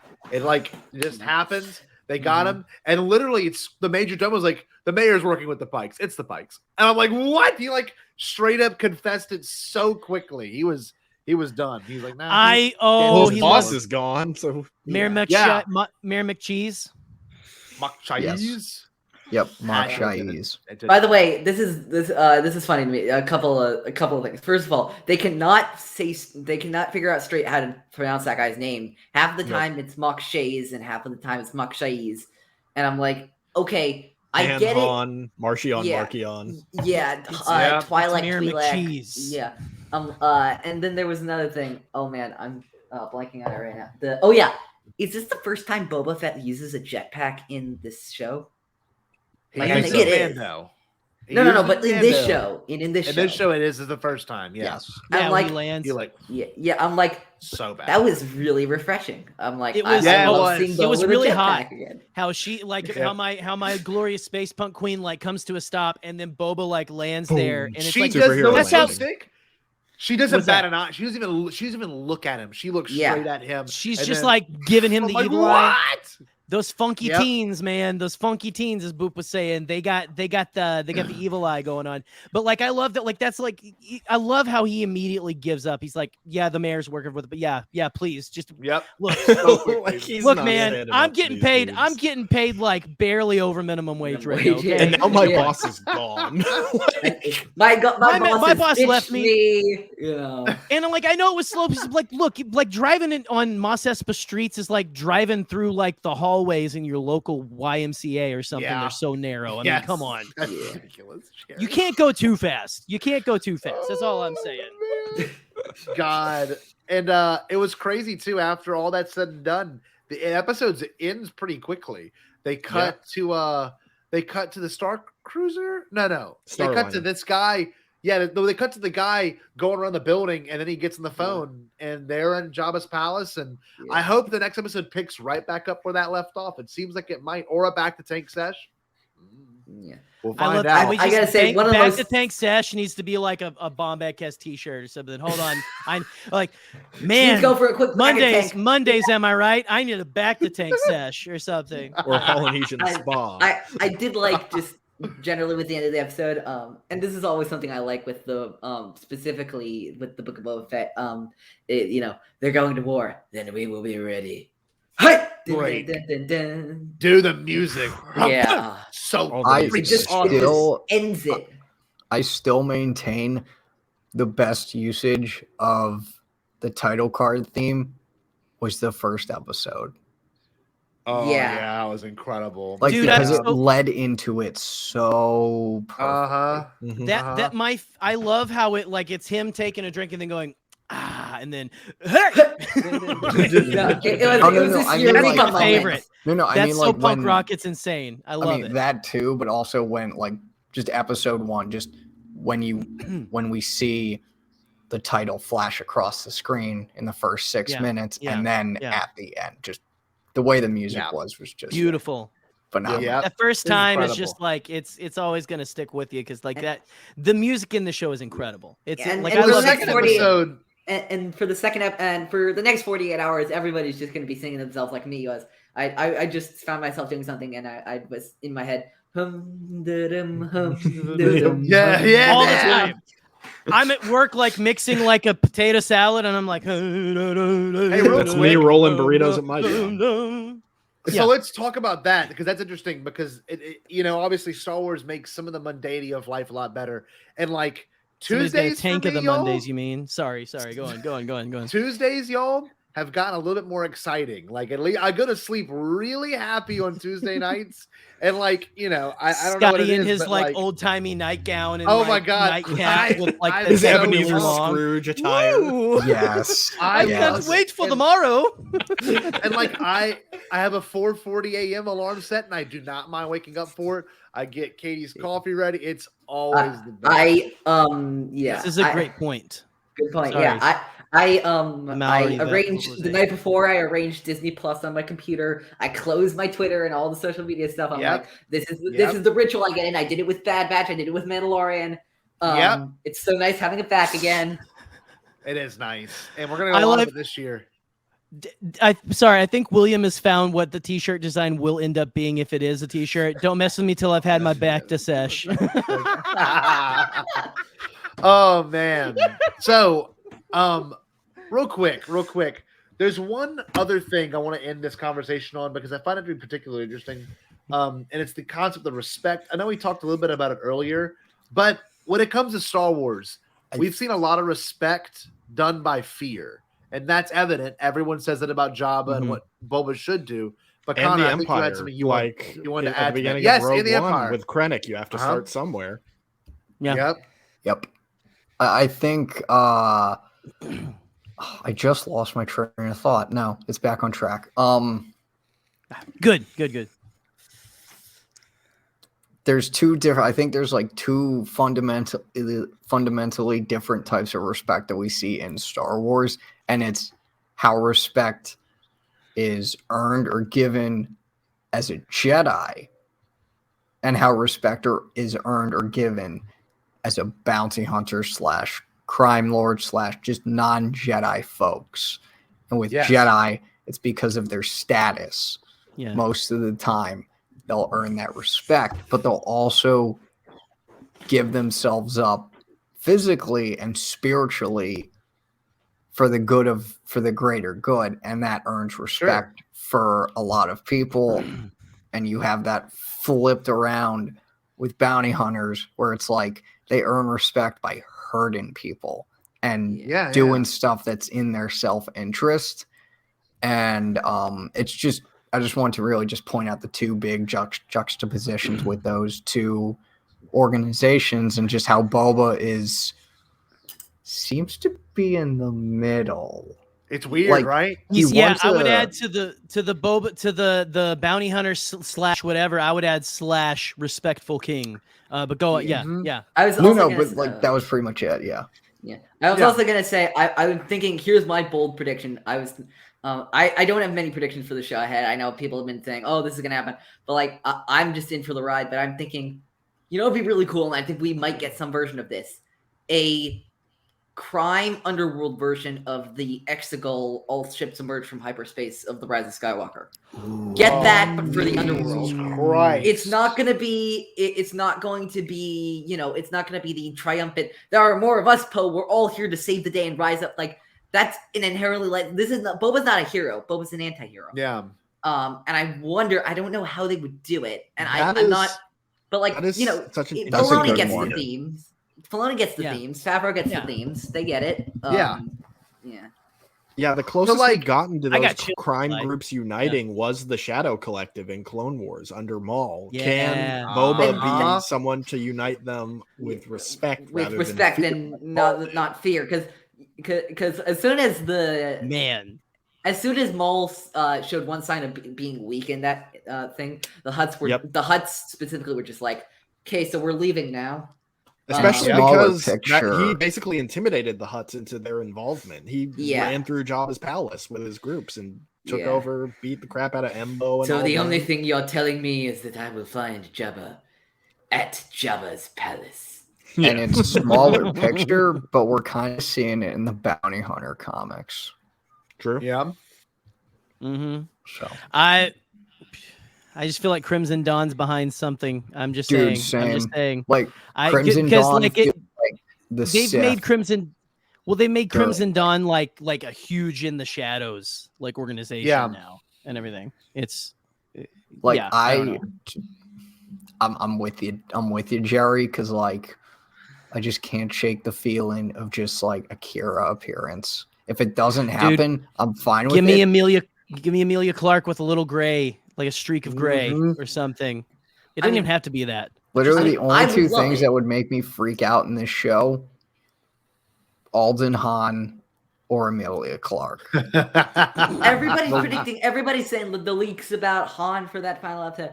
I don't buy it. I don't know. It's just me. Like I don't think he'll be in the final episode. I feel like he'll be in like the 5th episode, because like the 6th episode is Filoni and Favreau co-written, and Filoni directed it, so we're probably gonna get like Cad Bane or a bunch of somebody. Yeah, everybody's like, we're gonna get somebody. I just want a name drop reference to the Star Wars Bounty Hunter video game. I want someone to bring up the Bando Gora. If someone brings up the Bando Gora, or the droid Gotra. Or what about this? Or here's something else you could do. You could bring up a reference to Roz, please. Yep. Yes, Roz would be sick. Roz. This is the interesting thing. So I remember my co-host Jacob and I covered the Bounty Hunter. There was a video game for an In a Galaxy episode, and that was maybe one of the most fun times we had, because we had never great game. We had never seen any of those cutscenes ever before, and we were just like, "Oh my god, this game is crazy." It is. But I remember specifically about Roz telling Django to leave behind something, to get a legacy, to get a family. And which is supposed to be the in Legends explanation for why Boba Fett was created at all. But get Roz in a mention about Boba Fett now running his own family. That would be incredibly meta and so cool. It would be amazing. And I know it's crazy too. When it comes to that game in particular, you see a little bit of the same arc where you have Jango Fett finding his identity as a bounty hunter. He has that one ship that he ends up losing. He goes to Uvo 4 and grabs the fire spray. And I hope they drop Uvo 4 in the show. I hope there's things that Uvo 4 mentions. Uvo, I love Uvo 4's design. I just love the idea planets.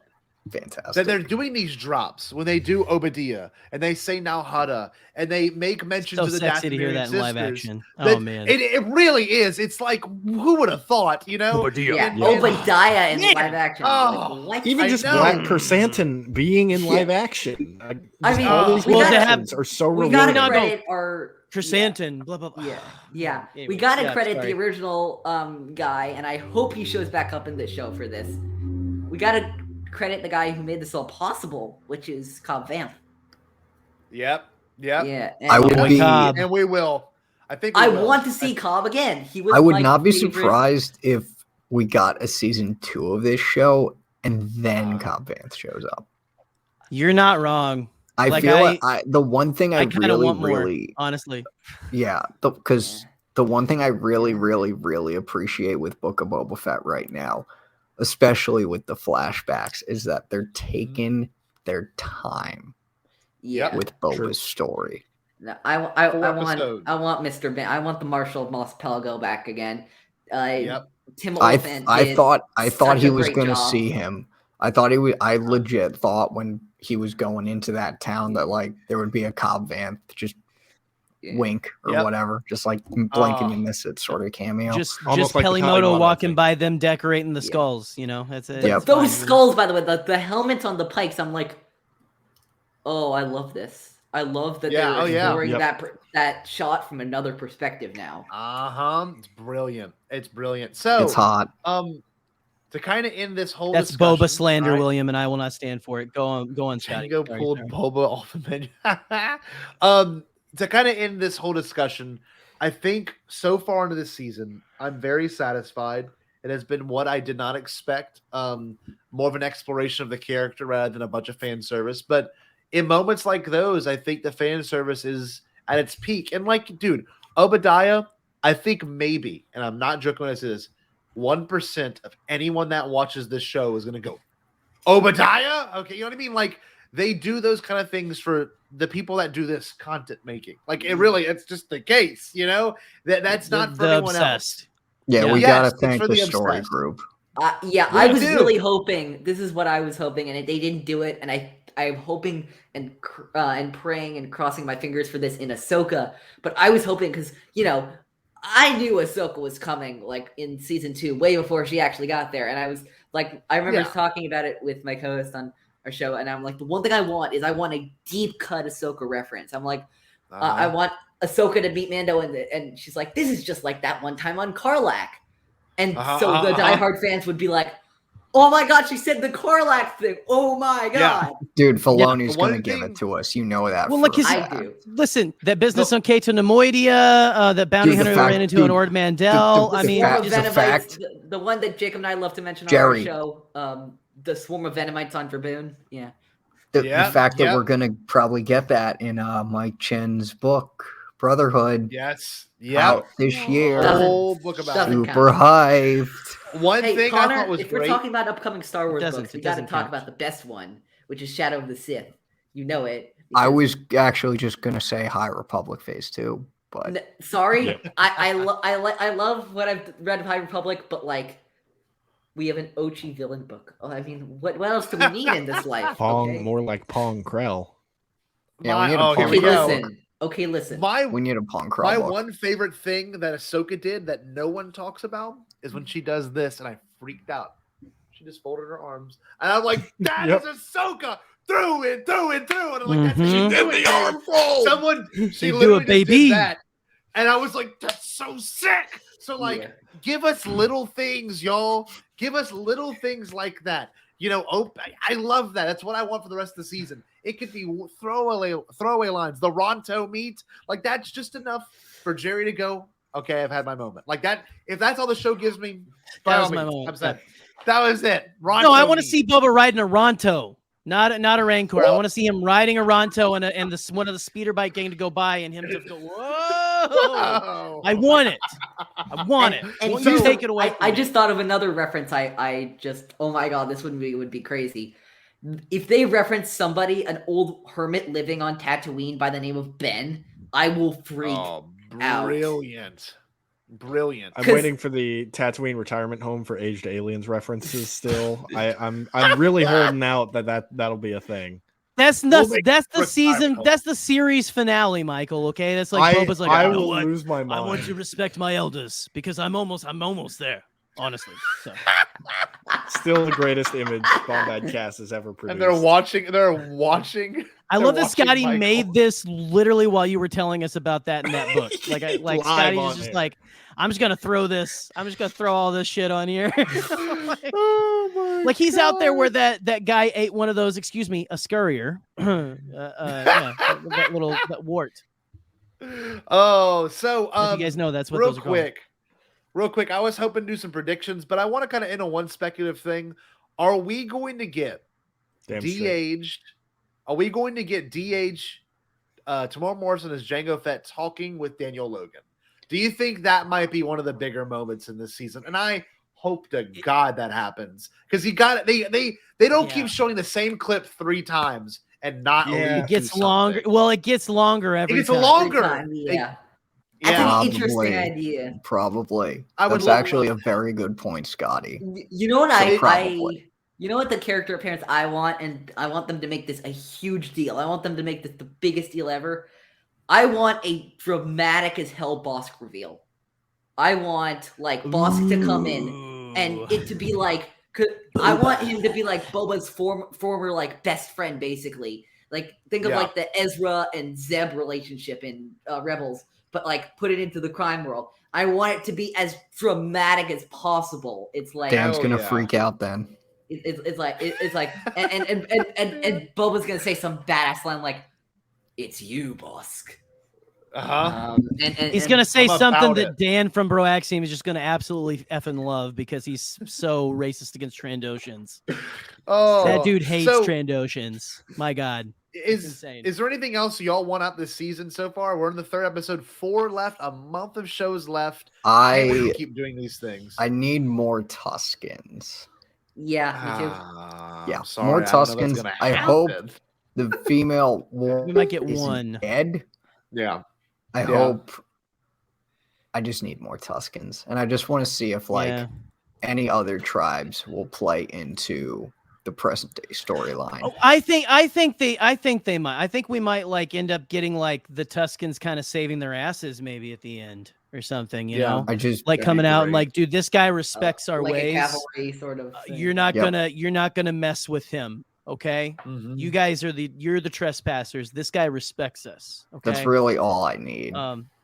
That would be kind of awesome, honestly. I agree. Like if they're like that last like Gandalf showing up at the top of the hill, the Helm's Deep, like riding down into. Can you imagine like Connor's like Connor is not. He's not hungry anymore. I've sustained him just on this thought alone. Have the Queen Tusken show up at the top. She's the Gandalf, okay, and she rides down. And she's and it's not even. She goes down. She turns around. She goes for Boba. And they all ride down. Straight up. I can see it now. She like comes on the hill. She like goes to the hill. She's at the top of the hill, and she's like doing her usual Tusken growl. And just in the subtitles, like she arrives precisely when she means to. Shut the fuck up. I guess a Tusken is neither late nor are they early. They arrive precisely when they mean to.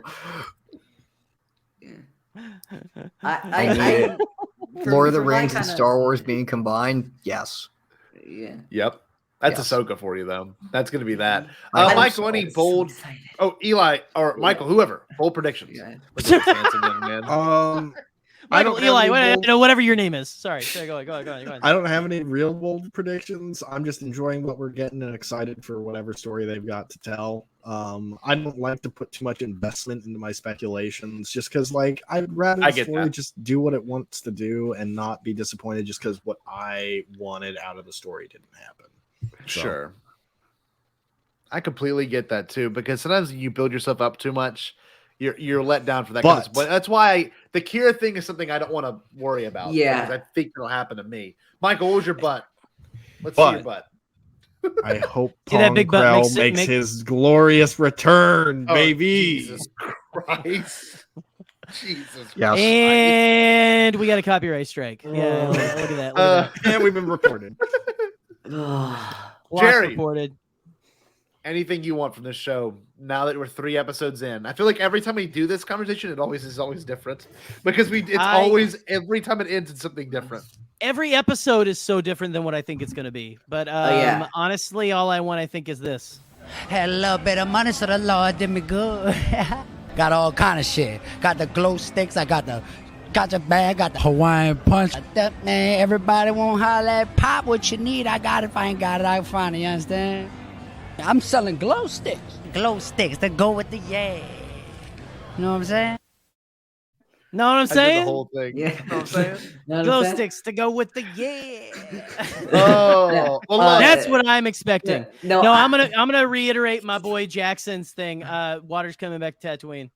I'm just saying. I love that. That's actually pretty. Water's coming back to That Tatooine. is pretty cool. It'll be pretty. Honestly, like just not the whole planet, but if we did like he creates like a sea in like the dunes, the Dune Sea becomes an actual sea again. That would be really odd. Like the planet starts to heal, like Mustafar or something. Yeah. How badass would that be? Yeah. Be badass, buddy. So let's get our plugs in. Let's call it a night. Before we get our plugs in, I have to play one clip. Before we get our plugs in. Give me 1 second. This clip is for Eli in particular. Hold on. Oh.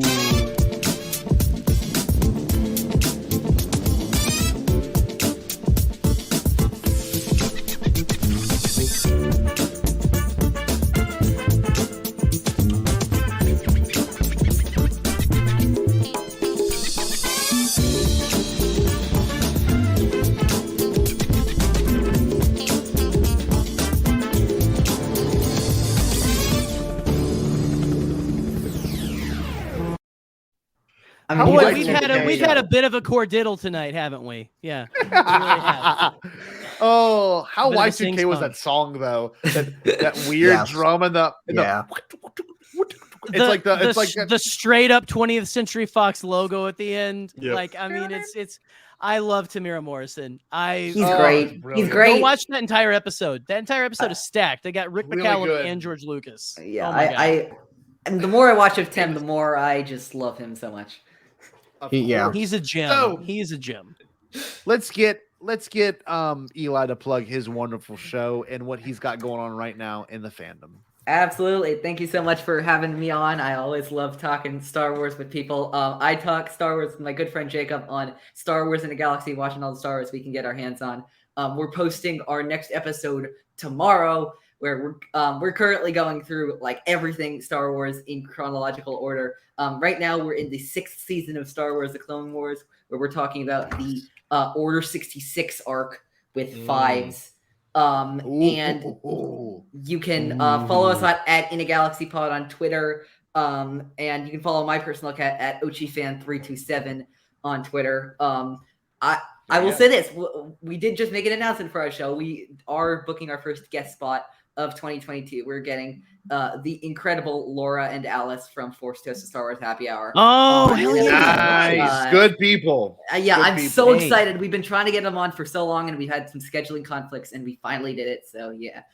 Well, Eli, it's great to have a fellow Ochi of Bastoon fan on and everything. Again, I know he's cool now and stuff, but like, hey, Bastoon bitches unite. Bastoon bitches ride at dawn. That's what I liked him before he was cool. I liked him before he arrived in any comics. Like, I liked him when he appeared for 2 minutes in The Rise of Skywalker. I want Ochi of Bastoon with his little Coraline button eyes. I love that little bastard. Listen, I want him in this with his helmet. That's all I'm saying. I just want him in there with the helmet. Anyway, don't get us too excited. That's my prediction. Conor Cincinnati, what's going on with you, baby? Nice. You can find me co-hosting with the Trivia Loser, Jared, at the Nerd Academy podcast. That's me. Also Michael McCoy in a different dimension. This is the multiverse after all. He's a Jared variant. So yeah, we talk Star Wars there at the Nerd Academy podcast. It's pretty cool. Social media wise, you can find me on Twitter at DepaBanana, where I just talk Star Wars and whatever else may come to my mind. Yeah. And then you Connor's can find a badass follow him. Sorry, go on. Thank you. You got to pass the vibe check first. Yes. And then you can find me very, very, very slowly writing articles and stories at sweditorIG.com. Our big thing is it's a whole fan fiction universe. There's stories that we already have out. I've been paired with some of the some of the most talented people on the face of the earth. That's awesome. And the big thing with this universe is that we're not we keep to the canon of Star Wars. We don't just even though we pretty much could, even though we like technically didn't have to, like if we wanted to, we could have just been like, oh well, let's rewrite the sequel trilogy, or oh, let's rewrite the original trilogy. But no, we're keeping to everything. We're keeping to everything in Star Wars canon, and it's really, really fun, frustrating at points, but it really allows us to really think outside the box. So. Or think outside the bun, maybe, is what you're going to be doing here in a little bit. I'm sorry, William is killing it tonight. This is one of Scotty's students, and he is like literally, I want to pay him to be a Bombadcast writer if we ever get a writer's room. Like, this kid is incredible. You can find him at fast food places near him. Oh my God. And what is the thing he said earlier? What is the thing he said earlier? Hold on. I got to find this real quick here. I want Charles Entertainment Cheese as the mayor at the end of this piece. Mayor, one of a kind. Mayor Charles Shaiz. Shaiz. He's an animatronic. And he's also voiced by Robert Rodriguez. You know what he's also wanting from that, Scotty. You know what he's trying to get us to do after that. Oh, I know, and he's gonna get what he wants. He wants Michael. He wants it. Michael wants it. You can follow me on Michael Twitter can get it at Local First Order. You can find me on YouTube, All Remaining Systems. I sometimes do podcasting, but more recently I've been doing some Star Wars role-playing games, which you might be seeing more of soon. I've had the Bombad boys on. They might be coming back for another one coming up soon called Senators in Secrecy. And I'm looking at maybe doing this a series long-term, so look out for that very soon. And one more thing to plug. I need you all to harass Jackson's alt account. It's at Pong Krell Stan. This is a real Twitter account. And it's run by Jackson the Lefty. I swear it's not run by me. It's run by this Jackson. drama. This drama is you guys. It's true. Look, okay. You guys are insane. Okay, like come on. All of this. I haven't done anything. This is all dramatic. I believe your innocence, Michael. Look, Pong Krell was made to cause us irritation. Okay. That's right. Yeah. That's it. And that's why we're doing this. I will not be defeated by some Twitter account bred in a laboratory. Damn straight. Damn, William. What is going on? What is So Jackson the Leppy must be behind the scenes here because he's the only one I know who does such great screen grab. This man. So Jerry, Jerry, what's going on with you on Hyperfocus? Tell us more about that real quick before we end this show. Well, maybe I should plug my show. Multiple sources have confirmed that Daniel Miller will be my guest next Monday. And you know what? I'm gonna go ahead and get ahead of the curve. And Mr. Michael McCoy is actually going to be the next Monday. So, hey, baby, there you go. Tim Cook is loving this. We're playing long term. Man, there's that. Tim Cook is down for this episode. Oh no! Sorry, Boop. I like to joke that us podcasters are like Palpatine in one major way. We plan in the long term. Yes, absolutely.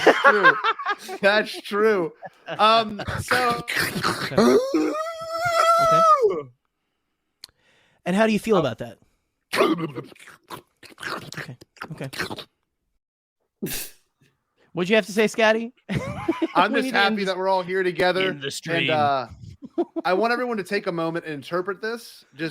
I'm going to go around the table. Just say your instant thought. Okay. No hesitations here. Instant thought, Eli. Art. I want to see a fight between Black Chrysanthemum and Nochi Bestoon. Okay, great. All right. What's your instant thought, Connor, on this? I love that you love Rick McCallum so much. Okay, Michael. Rick McCallum confirmed for Smash. There we go. And then Jerry. I want to see the yellow bike guy run into this in the next episode. I want Rick McCallum to make a cameo in the last episode of Book of Boba Fett. William is on fire tonight. William is a Yeah, fun I like that. guy. I like that. Yeah, I like that. If we get Rick McCallum in any modern Star Wars thing, like that'll be just so incredible. Scotty would just die. You would actually. I would. Holy shit! I'm not. I would probably pop. Like I would. You would sell all this fine collection to someone. We'll give it all to Dan. But like, I don't know what I would do with myself if Rick all of a sudden just showed up on screen and he's like, yeah, I like that. Fantastic. Yeah. And here's the best thing. It's just Rick McCallum. He's just not a character. It's like just Danny Rick. Trejo. It's just not a character. It's just Rick McCallum. So look, we should end like it. this. Eli got to say "Stay Bombad" last time. I don't know. Who wants to say it? Mike, Give it to Connor. Connor, do you want to say it? Connor hadn't said it. Yeah. Yeah, I want to say it. Yeah. Stay Bombad, everyone.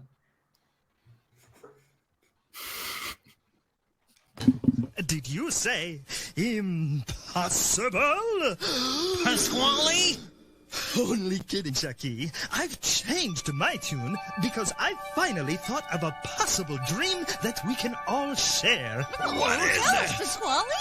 It's a dream about a world when nobody is poor or sick or hungry. Oh, now that's a dream we can make come true. I'm gonna make a change for once in my life. It's gonna feel real good, gonna make a difference, gonna make it right. As I point up the collar on my favorite winter coat, this wind is blowing my mind. I see the kids in the street with not enough to eat. Who am I to be blind, pretending not to see their need? A soundless disregard, a broken bottle top, And a one-man soul. They follow each other on the wind, you know, 'cause they got nowhere to go. That's why I want you to know I'm starting with the man in the mirror. I'm asking him to change his ways, and no message could have been any clearer.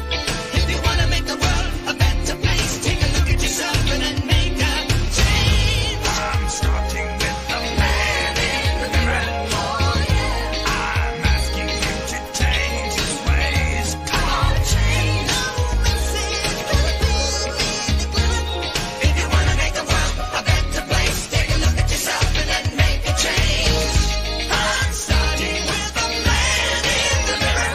Oh yeah, I'm asking him to change his ways. come on, change. No message could have been any clearer. If you wanna make the world a better place, take a look at yourself and then make a change. Time for us to take a break, but we wouldn't dream of being gone for long. See you in a little bit. Everywhere around the world we try to tell people there are no borders.